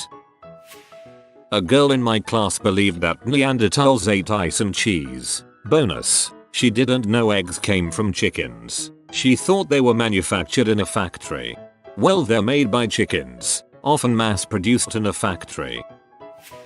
I worked with this girl last summer, who was beyond dumb. At first it was amusing, but then it just got really sad. We were talking about Nelson Mandela being really sick. This was in June, and she said, "Well, I sure hope she'll be okay. Her music is so good." She thought World War II was between America and Africa. She thought potatoes could only grow in America, and when asked what her boyfriend's name was, she said, "I can't really pronounce it, so I just call him Mike. He spells it like Michael." I saw a guy try to plug a 3.5mm headphone jack into a USB port once. Not accidentally or anything, he actually spent a good minute working it out. Hey, don't judge, maybe he was real stoned. Almost forgot about my college roommate. She once missed the first 3 exits to a city because she forgot where she was going. She once told me she would never breastfeed her children because it would hurt too much to poke the holes. When asked how she thought animals nursed their young, she said, "Well, don't they just gnaw the ends off?" I imagined getting a nipple gnawed off. I got dizzy with fear. There was a girl in my high school who thought rhinos were the last remaining dinosaurs. Oh, and she was shocked when she found out that rice came from plants. Smart girl, that one. I know a girl who genuinely believes that gorillas and giraffes are not real and the ones at the local zoo are just people in costumes. We had to watch the movie Defiance in my English class, and afterwards this girl put her hand up and asked, "Is Jewish a country?" Later on, after watching Defiance, which is about 3 Jewish brothers in Nazi-occupied Europe, for the second time she asked, "Wait, were they brothers?" I wanted to throw a stapler at her. Had a roommate who was about 6 months late on rent. It's a 10-month lease and we're in month 8. They're threatening to sue us. He got a tuition refund, $700, 2 months rent. He goes to play poker with it, despite our constant pleas not to. Doubles up. He shows us the $1,400 because he's dumb like that. This is Saturday night. Office is closed Sunday. I go to work Saturday night and then work a long shift Sunday. Feeling good. Monday after classes, he comes in. First question, "Did you pay the rent?" Bumbling, stumbling excuses. "I paid off some credit card balances and some other money I owed my parents." "So how much did you give the complex?" "None." Blew my freaking lid. Almost punched him right then and there. I will bet every penny to my name that he went back to the tables Sunday night and lost it all. Somehow he came up with the money though. He came up with the money by owing his parent again. Had a classmate in 8th grade who legitimately thought that the ocean had no bottom. Our teacher showed a diagram of the deepness of the ocean, and she just couldn't grasp it. I don't know how you get all the way to 8th grade without learning that the ocean doesn't just drop off into nothing. That's almost endearing. This is seeing the world with the wonder of a small child. I wished I could turn dumb wonder mode on and off. A girl from high school physics. If the speed of light is 310 circumflex 8 ms, what is the speed of dark? And later that year, if China is 12 hours ahead of us, why didn't they warn us about 9/11? I can't make this stuff up. A girl in my 10th grade history class said, I don't believe in Europe because I haven't seen it. Also, a different kid was asked to leave the class and he replied, BN, how is I supposed to learn if I leave the joy of public education? Well, that kid had a point. I have posted this before, but in freshman biology class we were reviewing the subatomic particles, and the teacher asked a girl to list them. She responds with protons, electrons, and Decepticons and could not figure out why the class was laughing at her. Duh, clearly the Decepticons are not neutral. Looking over a test I took in college, one of the girls in the class with me was amazed that I got an A. She said, that test was so hard, I failed it. I asked her if she studied at all. She said no, and she told me she was drunk when she took the test. Girl in my astronomy class. So if I went out into space could I like push the stars around and knock them into each other and stuff? Teacher, no, they are incredible massive objects. Girl, but they look so little. I was around 8-10, or whatever the normal age is when you know your own address, and I just made a new friend and she invited me over to her house to hang out. I planned on dropping by after taking my things home, so naturally I asked for her address. She grabbed a paper and pencil and started drawing 3 houses. She pointed to the middle house and said, I live here. TLDR. Never talked to her again. This girl at my school. I don't swim a lot during the summer because I do not want to get water cancer. You mean skin cancer? From the sun? Number. Water cancer. You can get cancer from the pool water. Help me. This girl saw double cheeseburger on a restaurant menu and she got all excited, thinking it meant double cheeseburger, extra cheese. She was confused when there was 2 patties in the burger. That girl was me. My boyfriend still laughs at me. TLDR. I like cheese. A true double cheeseburger has both 2 patties and 2 slices of cheese. This is the reason that McDonald's serves both a double cheeseburger, 2 patties, 2 slices of cheese, and a cheaper McDouble, 2 patties, 1 slice of cheese. If you desire a single patty and 2 slices of cheese, I'm not sure how to help you. This girl, at the age of 22, took an electric fan and threw it in a bathtub to clean it. The apartment lit on fire. She was surprised. See, fan death is real. This isn't close to the stupidest thing she said, but it's the only thing I can remember. A girl at my high school admitted in class to pouring an entire jug of antifreeze on her windshield to melt the ice. That butt though. Probably a girl from my high school history class. 2 classic quotes of hers are, where was the Berlin Wall? Sir, and did Hitler not like Jews?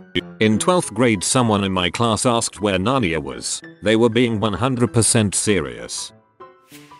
My old roommate's boyfriend. He spent the better portion of dinner movie stating how food has too much preservatives in it anymore, and that's why there are trees that have been petrified. Petrified trees, because of preservatives in food. Also, you can't eat buckyballs, or any magnet in general, because your body works off of electrical currents, and if you ate a magnet, it could disrupt them. She was also pretty dumb, spent an entire night sobbing about being pregnant, gets an abortion, and then makes a point to call out people on Facebook for discussing the topic, saying things like, I could never do that to an unborn child. Every child is a gift. When that whole brainless kid fiasco was happening on Facebook a few years back, I don't miss either of them.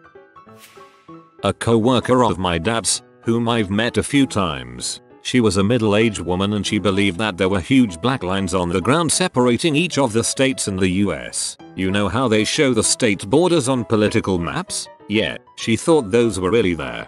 Well, the one between Canada and the US is there, and we all know Canada is a state.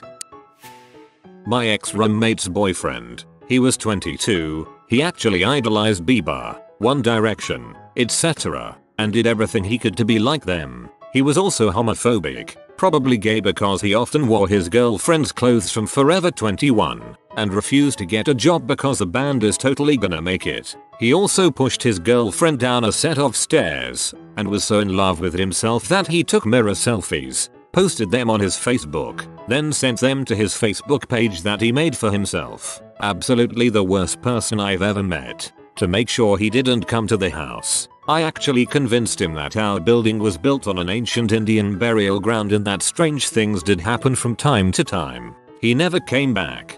I like how pushed her down the stairs is slid in there like he left dirty plates on the counter. Katy Perry once shopped the Whole Foods market I manage. She wouldn't let my cashier's hand touch her food. The personal assistant proceeded to take my cashier's spot, insisting Katy may get sick from worker contact. That's pretty dumb. One of my wife's girlfriends, someone told her a riddle about a train traveling north at a certain speed etc. To which she replied, "Oh, you can't fool me, because I know that north is up points to the sky." A kid I knew in 5th grade, Stevie. One day the teacher is walking throughout the classroom and his shoe gets stuck on some red sticky stuff. He looks at it, sees a short trail, and follows it back to Stevie's desk. He looks inside Stevie's desk and finds sticky red goo covering a piece of sticky red paper with good humor written on it. Yeah, Stevie brought a popsicle back from lunch and put it in his desk so that he could eat it later. That's some good humor right there. My college roommate was, without a doubt, the dumbest person I have ever met. She was writing a paper about segregation, could not grasp how separate but equal was a bad thing despite two people trying their damnedest to explain it to her. After nearly half an hour my other roommate and I just gave up and left the room.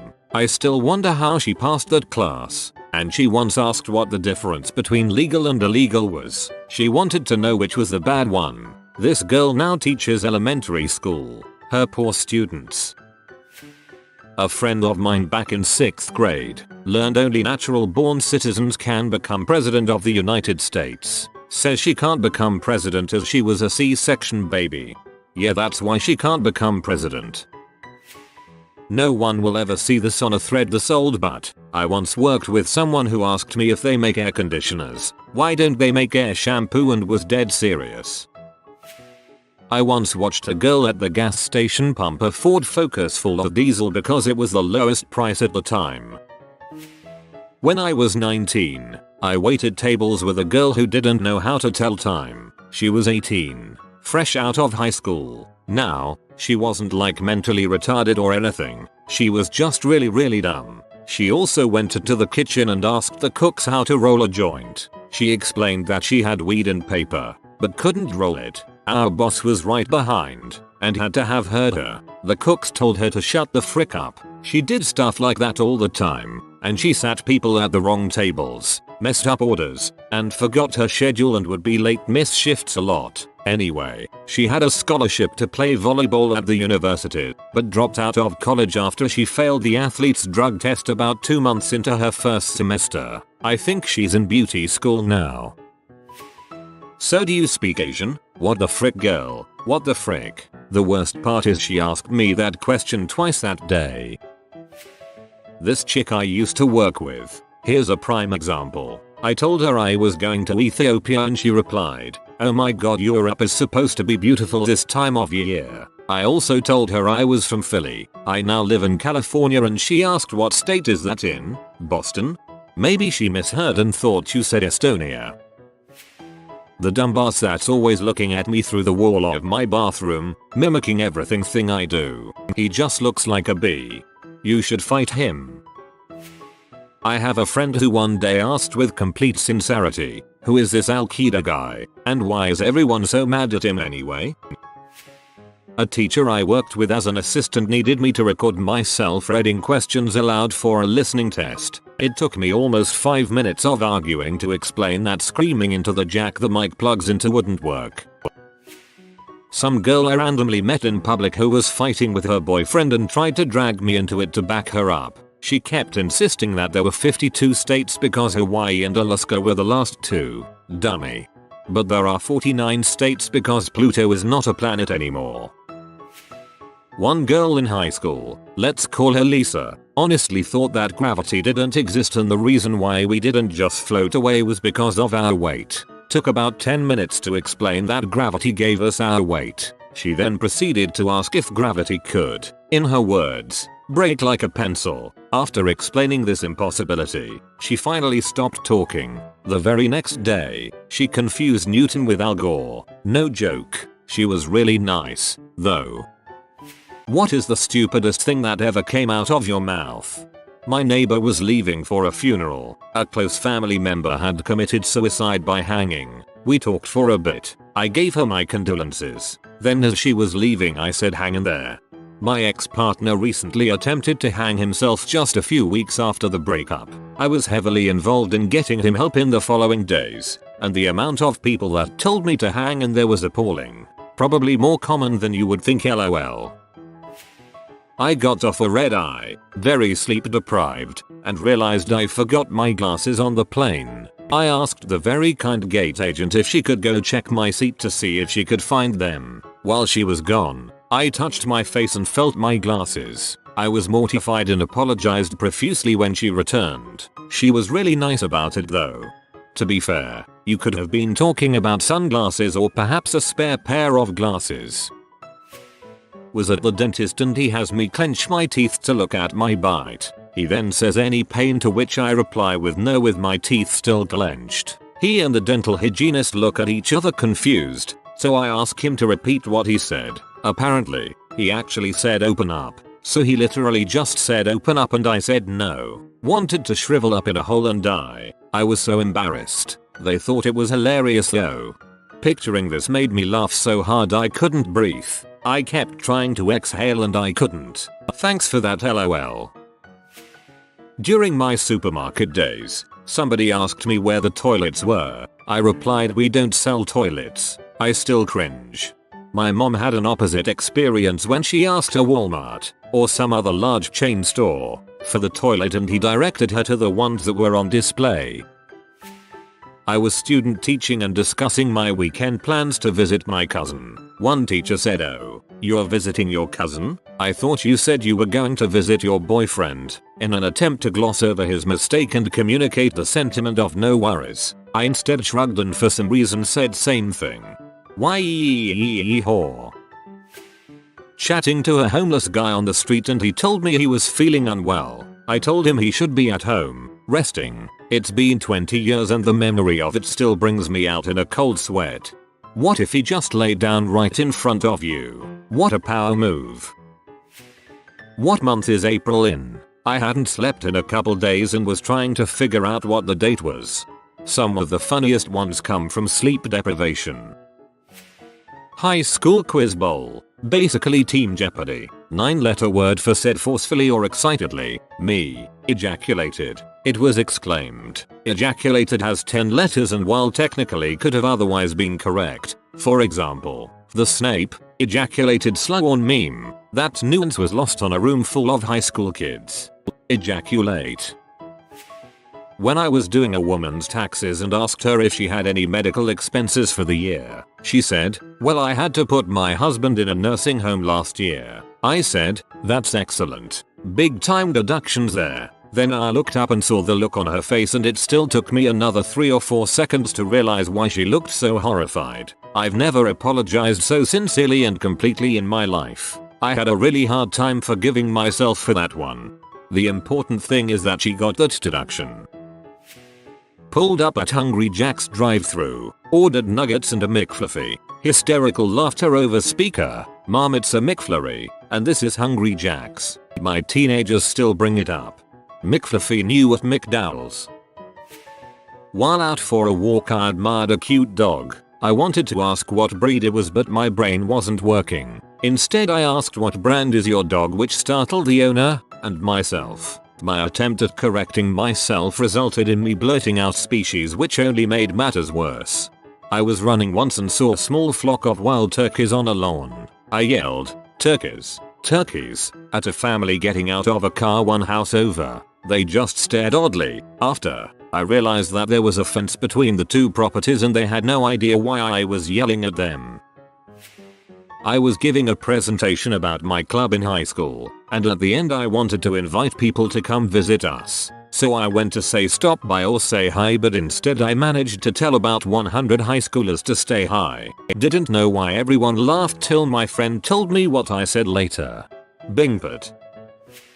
I was a cashier about a year ago and I had to unlock the bathroom for people when they needed to go. So anyways, I unlocked the bathroom for this guy and he says thanks and I replied have a good one. That's what I always said when people left, after they bought something, not when they are going to crap. I hated that job. I was a cashier at a convenience store and worked night shift. We were required to greet people immediately when they came into the store. I sometimes would greet people when they came out of the bathroom. I felt like an idiot every time. Finally, my time to tell this story. I used to work at CVS, and I was training to be a key holder, which is to the manager, assistant manager what a lieutenant commander is to the captain XO on Star Trek. So one day neither of the managers could come in, so they sent this guy Ryan over from another store, and this was the first time I had ever met him. Now at CVS, we have to wear those crappy blue polo shirts, but Ryan, being management level, could elect to wear an actual professional shirt instead of the blue polo. We worked, did our shifts, and that was it. Maybe a week and a half later I head over to my friend's store, and lo and behold Ryan is working there. On this day he elected to wear his blue CVS polo shirt. We knew these shirts. We all had these shirts. This was his shirt. The same way when you're in the army this is your rifle. So I don't recognize Ryan, but I kind of recognize him, and I'm staring at him for a couple of seconds, and it starts to slowly click. Ryan I say, and he confirms. And that's when I realized what it was. I had only seen him in a regular shirt. I had never seen him with his blue CVS polo. But what I said was, "Oh, it is you." I said I didn't recognize you with your shirt on. It was my birthday and it was getting cold outside, so I announced to everyone that I was going inside to put on long sleeve pants. She wears short shorts. I wear long longs. I'm a paper conservator by trade, and when driving through the New Forest UK recently to go hiking with friends, I realized that a village we were passing through was once the site of some famously beautiful trees that had featured in a print I had conserved years before. I didn't say that, however. What I instead proclaimed as we drove through the literal freaking New Forest was, "Guys, did you know, around here, there were once trees?" Watching the documentary The Last Dance when a Kobe interview pops up. Me. Wow, they must have filmed this before Kobe died. My wife. Yeah, obviously. Reminds me of using my Marine Corps training. I can turn anything into a weapon. Even this rifle. When I explained to my dad that my boyfriend really liked BJ's, while they were both sitting there meeting each other for the first time. BJ's is a restaurant chain where I live. Same thing with a new at the time mom and pop restaurant in my hometown. My parents asked what my plans were for the weekend, and I said a boy was picking me up on Friday for BJ's and a movie. It took them a moment to realize I meant dinner and a movie. They just froze as if time stood still while they worked through what I had said. I was discussing my husband's experience with a childhood urinary tract infection. We're both medical, so not that weird, and I asked him, "Are you circumcised?" My husband. I was once at the doctor's for some infection down there and he asked whether my partner was circumcised, and I had absolutely no idea. After more than 2 years and definitely having seen it many times, that was a very long, awkward pause. I was on a business call at work. The finance manager and I faced each other in our cubicles and the wall between us was low so that we could see each other. We had a good working relationship and we laughed a lot. One day as I was hanging up the phone from a vendor who had just agreed to make changes to everything I needed her to do, I exclaimed, "Thank you so much. You are so bendable." I hung up the phone. He looks at me and he says, "You just called her bendable." I said, "No, I didn't. I thanked her for being so flexible." He burst out laughing and I said, "Wait, did I?" But this time he was laughing so hard I knew that I did. Two choices: let it go or correct myself. I couldn't let it go. I called the woman back and apologized. She asked me for what. I said, I was trying to thank you for being so flexible, but I called you bendable and didn't realize until I hung up what I had actually said. But my coworker is sitting there looking at me laughing at me, so I just had to call and make this right with you. She responded with, no worries, I'm here laughing too. This is awesome. I bet that made her day. I was 18 and worked at a dental office. I pulled charts and kept the client waiting area clean. It's the end of the day. A man wearing sunglasses walks in with a black German Shepherd and takes a seat. I asked, can I help you? He says, I'm just waiting for my wife Maria. I worked with her. I said, oh nice to meet you, and I stick my hand out to shake his hand and he didn't do it immediately. He said, I'm not sure if you are trying to shake my hand or not, but I'm Mike, and laughs a bit as he puts his out, and I just grabbed it slightly confused but said, I'm Angie. Maria should be out soon, all the patients are out, so I'm just cleaning up. There is a folded newspaper sitting in the seat next to him. So I ask him, did you want to check out today's newspaper while you wait, or can I put it away? He laughs and says, nah, you can take it. Not like I can read it anyway, right? I still didn't get it. After I was putting away the magazines, it hit me and I said out loud, oh crap. You really can't see, can you? Dude was literally blind. I'm a freaking idiot. Obviously that perfectly well behaved German Shepherd was his seeing eye dog. The sunglasses. Him not finding my hand. Him actually telling me he can't see the newspaper still didn't click with me. Luckily for me, he is a really great guy and found my mistake as innocent and hilarious as it actually was. From then on, whenever he came in the office, he'd take the bus. Completely blind. He's so independent. Being so naive, I just didn't know he could be that independent. It would make my day. We became good friends. I'm still friends with some of the people who worked at that dental office, so I've gotten to see him a few times over the years, and every time I sneak up behind him and whisper to him, you really can't see, can you? And he goes, Angie, how the heck are you, girl? Give me a hug every time, lol. But seriously, how dense can be? It sometimes amazes me. A blind guy asked me and my friend if we could help him to the nearest phone booth once, and my friend just pointed it out to him and didn't realize until I gave the dude my arm what she had done, lol.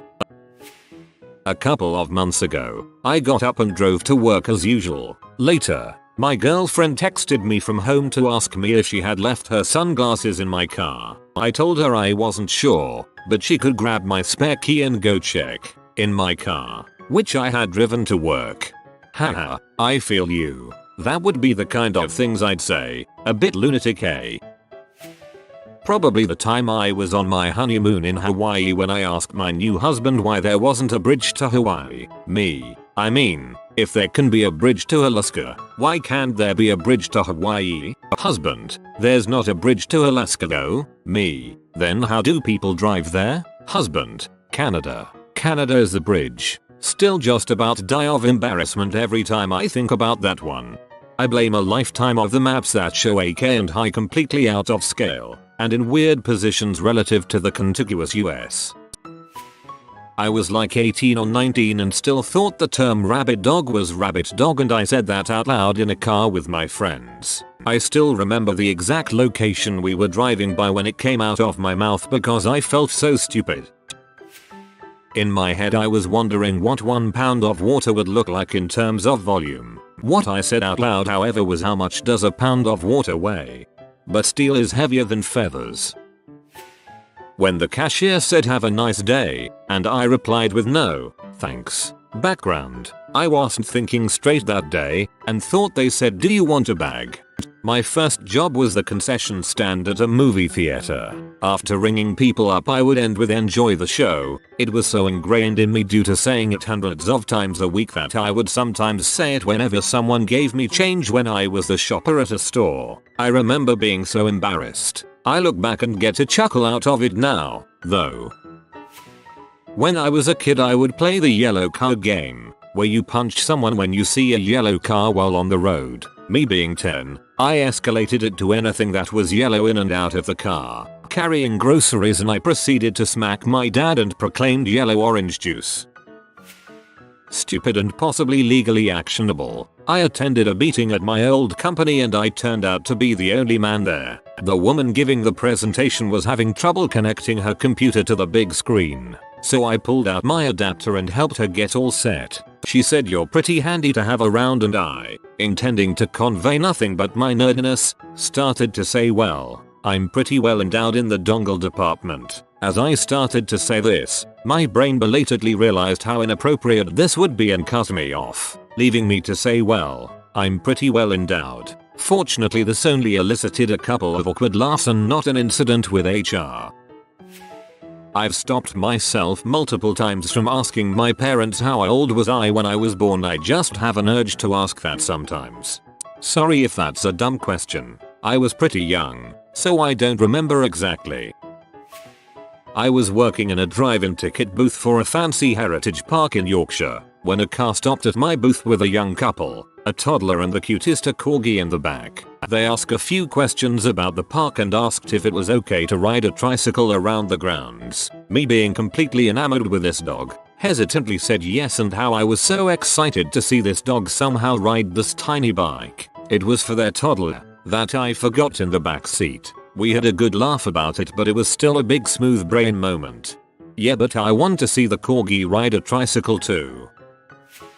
In my freshman year of college, I was dorming next door to a couple cute girls. About a week into the first semester, one girl walked from the co-ed showers to her dorm room and her towel still wet. We were both unlocking our doors to get in our rooms when she looks at me and says, "I know I look stunning," sarcastically. To which I replied, "Don't flatter yourself." I had to slid a note under her door explaining I was tongue-tied as she was beautiful and I meant to say, "Don't be hard on yourself. You look great," or something to that nature. We became good friends. So cute of you to recover this way. I was about 4 months into my current job, feeling confident being fresh off the contract to hire period, now moved into a coveted full-time role. While walking back to my office from the morning Kanban, I was stopped by my boss, head peeking out of the office. "Boss, hey, the mediator, do you have a sec?" Me, "For you, I've got lots of sex." Boss, wide eyes, mouth dropped. If you're curious why this was incredibly stupid embarrassing, try saying the phrase "lots of sex" out loud. Preferably, not to your boss though. LOL. When I was in 6th grade, the neighbor teacher came in and asked our teacher if she had a sec, and my teacher responds, "I have many sex," and to a bunch of 6th graders. We all started laughing. She had a confused look on her face and then got quiet when she realized it.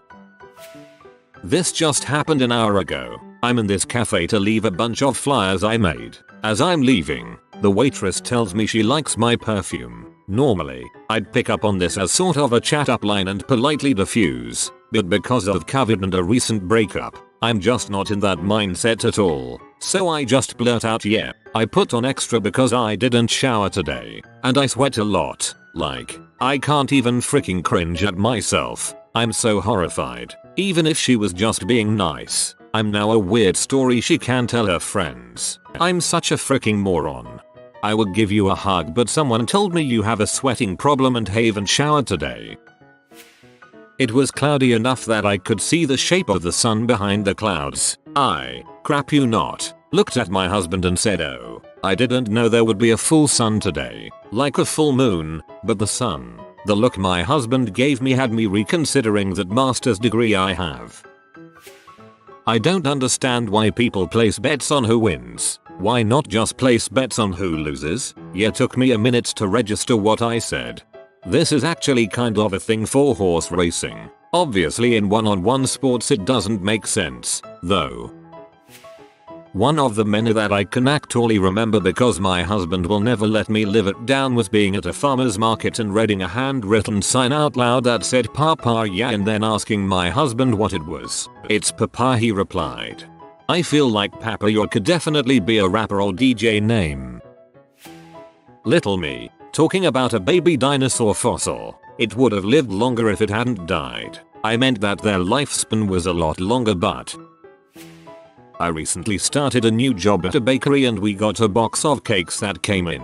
Being an ever clever and eager to learn worker decided to read the boxes to see what kind of cakes they were. They were labeled on iced cakes, without the dash. I then asked a co-worker what type of cake an unist cake was, except I pronounced it as unist because that's what I thought they were. My co-worker looked at me like I was the biggest idiot in the world, and I agree.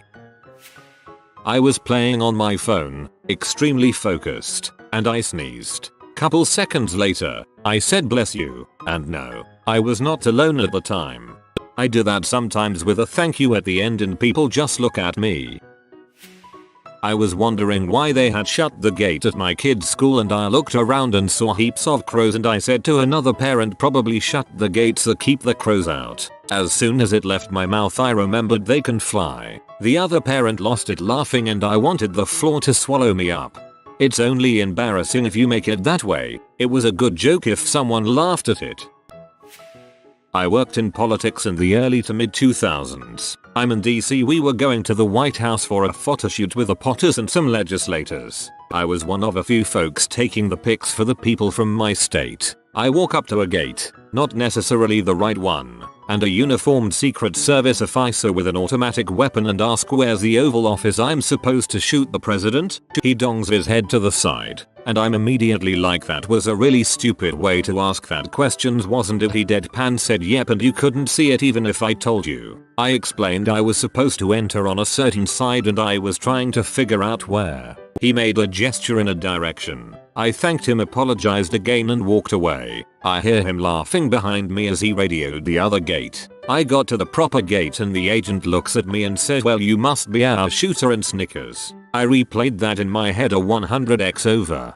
I love this so freaking much.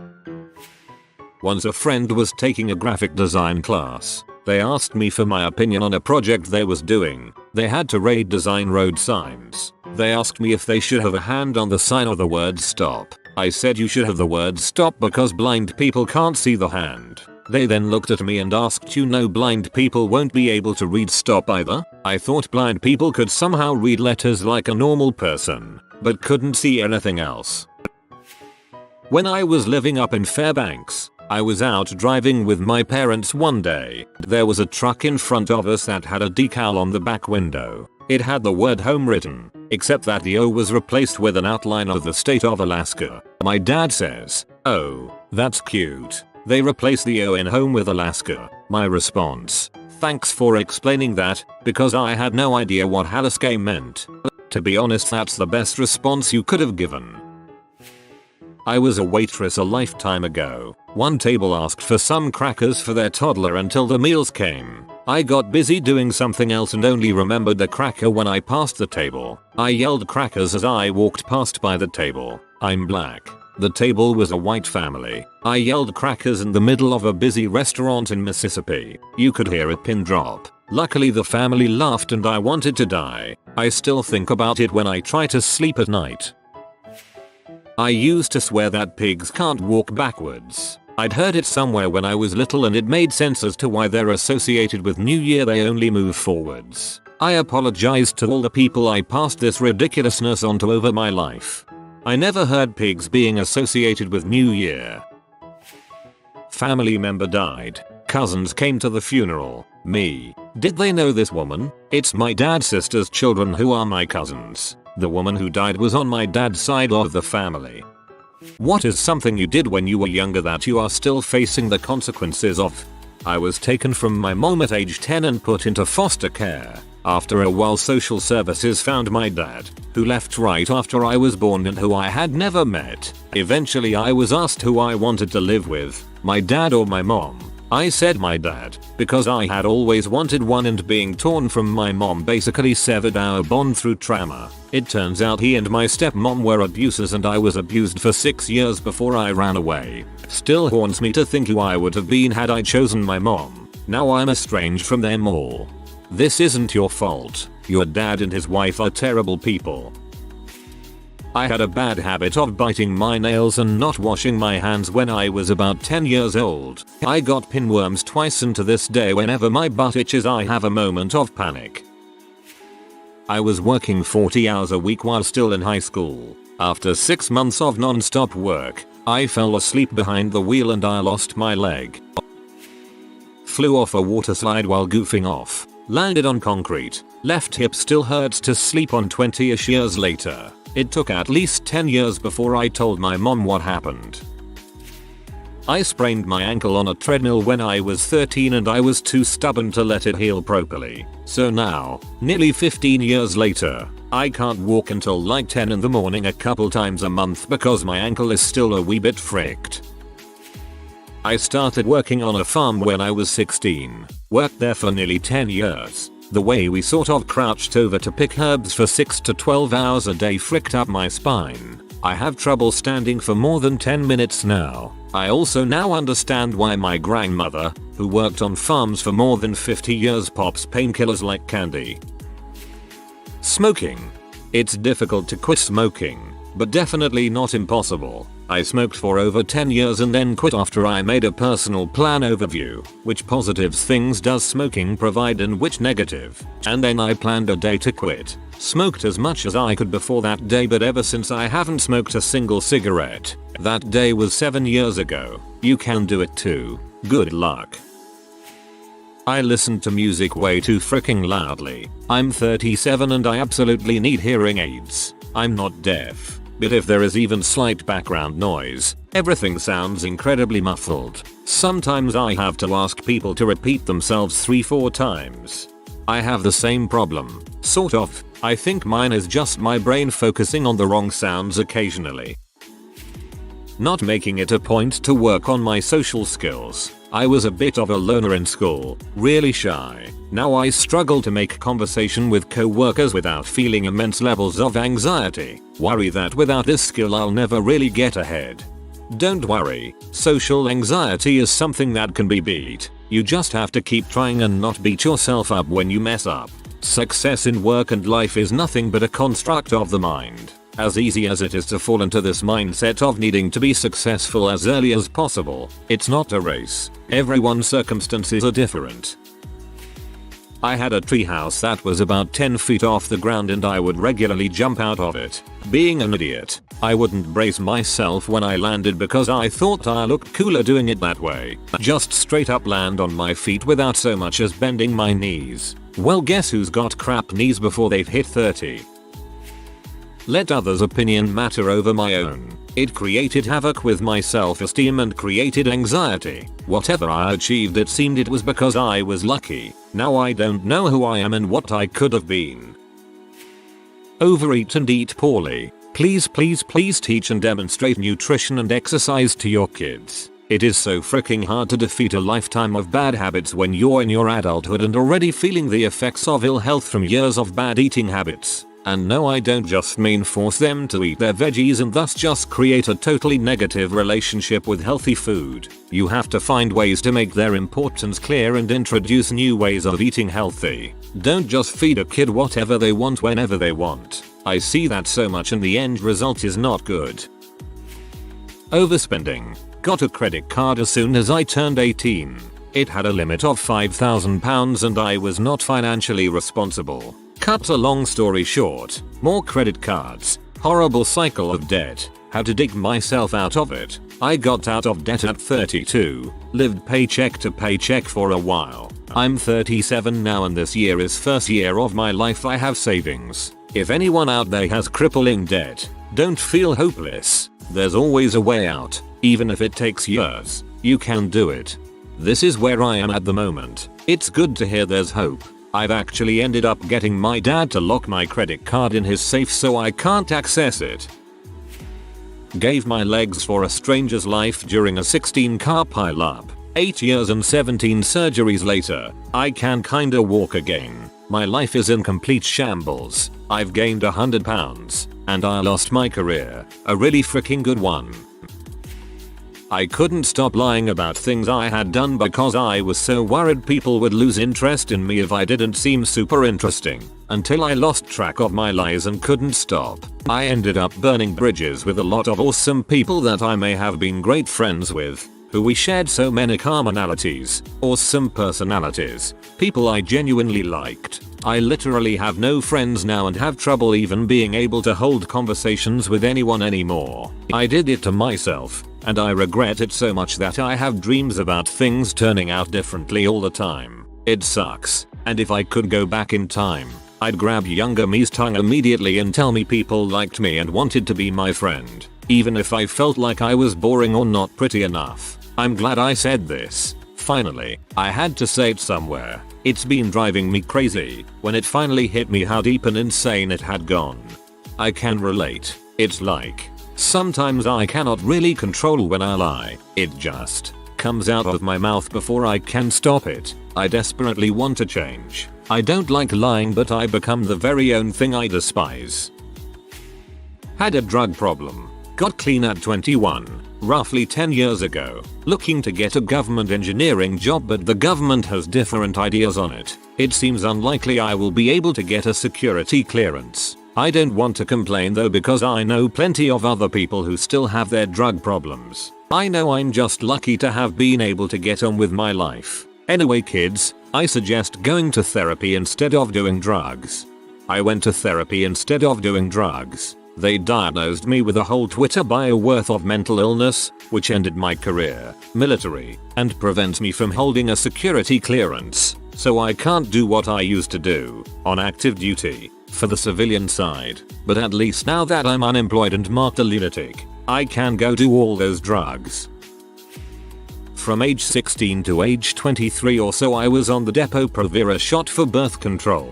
None of my doctors ever brought up that I should only be on it for a few years at a time because of some side effects like bone loss. I have broken bones, in shockingly dumb ways, that are then leading to what I suspect will be lifelong issues. I had surgery on my wrist after fracturing it in late 2019 and experience pretty frequent pain when I move my wrist or hand just slightly wrong. I suppose this is something I technically didn't do, but I never picked a career path. So now I've got a CV the length of my arm from various jobs and education that span over 3 countries, 18 years and with little to no recent experience. Due to taking care of my son and helping my I still don't know what I want to be when I grow up.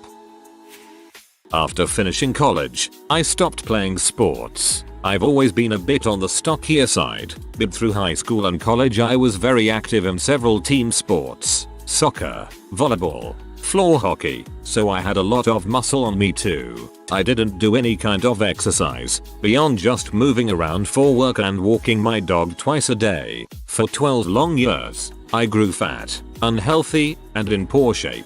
I've been trying to work on that, but even when I could go to the gym I would be exhausted after 30 minutes of light exercise. I have hopes that I can at least be healthy, as I work to build up my endurance and tolerance for longer workouts, but I doubt I'll ever be in the shape I was when I was in my teens, early 20s. And it's entirely my fault too. I got lazy and I'll be paying for it for the rest of my life. I become super unhealthy after a broken leg turned into 3 years of not moving from my bed. One step at a time. I've come to terms with never being able to go 100%, but I am still shooting for that 99% use. It like a day without my foot creaking like Rice Krispie cereal in milk. I got into the car of a couple that saw me walking home from school and offered me a ride home. Instead of driving me home, they took me to their house where they beat me for putting up a fight when they were about to assault me, and raped me. I'm still struggling alone mentally and don't trust anybody. I was sexually assaulted as a child and living with PTSD for just about 20 years before I started the process of healing. It is not too late. The world is catching up to the complexities of trauma. I'd be glad to share some very modest guidance with you if you'd welcome that. If so, you can DM me. The nervous system can learn and unlearn. Gave up on everything when I was in college. Stopped going to school. Slacked at work. Did nothing in my free time. I was living a day at a time with no plans for the future because I had no hope that life would get better. Now I'm here looking back at how things could have been different if I had a different mindset back then. These days I'm doing my best to do the things I should have done then, so the next time I reflect on the past 10 years I can feel pride instead of shame. When my parents separated while I was in high school, I moved out. I was 14, my sister was 15, and my brother was 12. Drugs, fighting, etc. I couldn't handle it anymore, but my siblings never moved out. A few years later, Mom's back, everyone's at home, it's a happy family with no room for me. This sounds more like you're facing the consequences of your parents' actions. No way should a 14-year-old feel the need to move out of their home to find a peaceful living situation. Sending you a hug. Make good friend choices and make them your family. Spent way too much time alone as a kid playing video games instead of socializing with friends. My social skills were stunted for many years, which made things much harder than they needed to be. Felt kinda like a cycle for me. No one wanted to hang out with me, so I'd spend all my time watching movies instead, which made my social skills worse, which made people not want to hang out with me. Ruining my credit. I got a bunch of credit cards when I was 18. I just turned 46 and I'm still reaping the consequences of those bad decisions. I never studied. I didn't need to from elementary to high school. It was pretty easy for me, so I never studied. Now, I'm in college, and I am facing the consequences of that. I have no idea how to study effectively, and it's reflecting in my test scores. Unprotected sex. 3 of the little suckers. God, I love them, but I advise everyone, never have more children than you have eyes. Not addressing my eating disorder, pica, ruined my teeth and had to get veneers and crowns to cover my broken teeth. It makes me upset that I can't bite into anything with my front teeth. At least, now I don't have an iron or calcium deficiency. Self-isolation through middle and high school. Now I'm just very naturally closed off and hard to get along with in general, so I basically have no friends. Gonna go on campus for the first time in the fall, so hopefully I can build some social skills by then. Art college. TL. DR. Don't. You only need 2 things for a successful career in games development: a killer portfolio and networking contacts. Both can be developed online. No development company gives a crap what your education background looks like if you can match their production style. I'm with you. Art college is a completely worthless waste of time. Nobody has ever asked to see my illustration degree, and I didn't do anything as a professional artist that I couldn't have done perfectly well without it. It's a gigantic waste of time and money. Being super picky as a kid and still having to break the habit of avoiding certain foods because I don't like them but honestly haven't even tried them. Keep at it. I know a 40-plus-year-old who has been a lifelong picky eater and it's honestly sad. Just burgers and fries, pizzas and crisps, no rice, no pasta, no pies. Might be something in it he doesn't like. Got into a bad situation with car finance and credit card debt. Was in an unhealthy relationship and it manifested through spending. Luckily one of my family members bailed me out and allowed me to pay them back, saving me thousands in interest and several years of my life back. I'm with someone really great now, who has helped me budget and I'm doing much better. Will be debt free by September. Total debt was $39K. Shout out to our personal finance for all the great tips. I feel like a better question would be, what am I not suffering the consequences of at this point? It's not a list, it's a frickin' dictionary. My parents raised me to be a Jehovah's Witness. I got baptized into the religion when I was 13. When I was 26 I realized I didn't believe in the religion anymore and left. Now my entire family, including my parents, sister and former social circle from the religion, shun me. I also broke my left pinky playing basketball in 8th grade. I never did anything about getting it fixed, but I also kept playing basketball and kept damaging it over and over. Now I have dexterity issues with it. Wannabe guitar player. Really hard to make those stretches with a pinky that only works one stroke to the time. Going to a very expensive out-of-state college just to spite my parents and get away from them. My dad was offering me a $40 an hour part-time job and a place to live for free to pay for my college. Instead I said, "You don't want me to live my life the way I want to, then frick off." I went to a college 2,000 miles away and took out a $140,000 student loan. Bruh.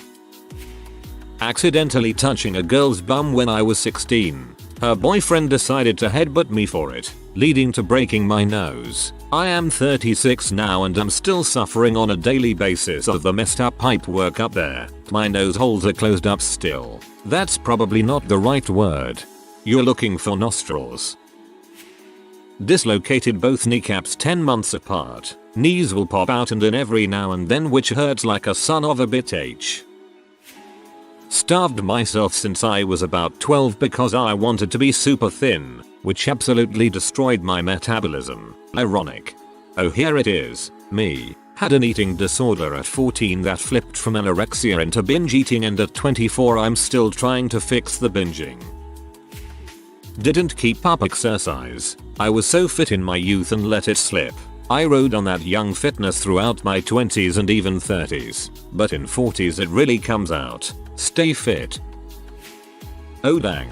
For some stupid reason I used to see how long I could stare into the sun when I was a kid. I've been basically blind without contacts glasses for over 15 years. So much money spent just to be able to see normally. All because I was such an idiot kid XD. My parents were never really that involved from ages 8 and up, so I resorted to hours of being on the computer as a kid. Now as an adult I find myself just sitting on my phone every day all day. My parents limited my computer time and I'm still internet addicted at 35. I was coerced into sexual activity in the summer between 2nd and 3rd grade. I'm still suffering from the trauma. I said no twice, but in the end I did it. I'm still dealing with the aftermath. Many years later. I did graffiti on a wall when I was 19 and now I have a criminal conviction that I have to list when I go overseas. It's embarrassing. Not taking choosing a college major seriously. I started college in 2012 and changed my major 5 times. I get so mad when I think about how much better my life would be right now if I'd picked the right major from the start and graduated on time. I got suspended for what had to be like the 4th time that school year, and my dad took everything away from me, even my name. For a month I couldn't have anything in my room but my book bag and my bed, and that I wouldn't be Brandy I would be Can't Get Right. I'm 37 years old and they are still calling me Can't Get Right. That's fricked. I kissed my best friend. There had always been something simmering between us. It was the last month of our senior year in high school, and the stars aligned. The girl I had dated through high school had decided we needed a break. My friend and I were out with a group of our friends, and things just clicked. We kissed, and it was very much a mutual thing. A couple decades down the road, and I still think of that moment as one of the few perfect moments that you get in life. Note before moving forward, I never got in any legal trouble from what came next. The next day, a buddy of mine came and told me that best friend was telling everyone who would listen that I raped her. Have you ever felt your heart hit the sole of your shoes? I have. By the end of the month, the court of public opinion had ruled. No one in the school would speak to me. Friends I'd had since kindergarten wouldn't look at me. I was questioned by the school resource officer and the principal of the group that we were out with that night. Some of them had to have spoke up for me, but none of them would have anything to do with me. My entire support group was yanked out from under me. I left high school depressed and overly cautious about every social interaction as a result. The ex-girlfriend and I mended fences and ended up back together. That should never have happened, but I was alone in a new city, depressed as heck, and she was the life preserver that bobbed into view. 6 months later, she was hit with life-changing health issues. I stuck it out, right up until she left me for someone else. That kicked me into a tailspin of depression, drugs, and alcohol. I failed out of college, moved back home, and found a crappy job. I met a woman shortly after moving home. We really hit it off, and we ended up married within a few months. I was grabbing at anything to keep afloat, and she was there. Bad mistake. She was severely mentally ill, but it didn't show until a year after we were married. I was raised to stand by your choices, so I stood. More life-changing health issues occurred. Fast forward, approaching my 40s, and I'm stuck in a loveless marriage with a dependent, mentally ill, housebound wife. I live near my hometown, and still see people regularly who will turn their head and actively avoid me because of what happened. I have issues forming close relationships, and as such, only have acquaintances, not really friends. I will never have children, and I very likely will never be able to retire. If you stuck it out this far, thanks. Understand, I do take responsibility for every choice and action that I took to arrive here. I don't blame best friend for my life. This is on me. However, I can point at that kiss and the fallout from it as the point that my life turned down this route. Even now, I wouldn't change it. That was the last moment I was truly happy. If you are new to the channel, you can subscribe. I publish new videos every day. Until then, check another video.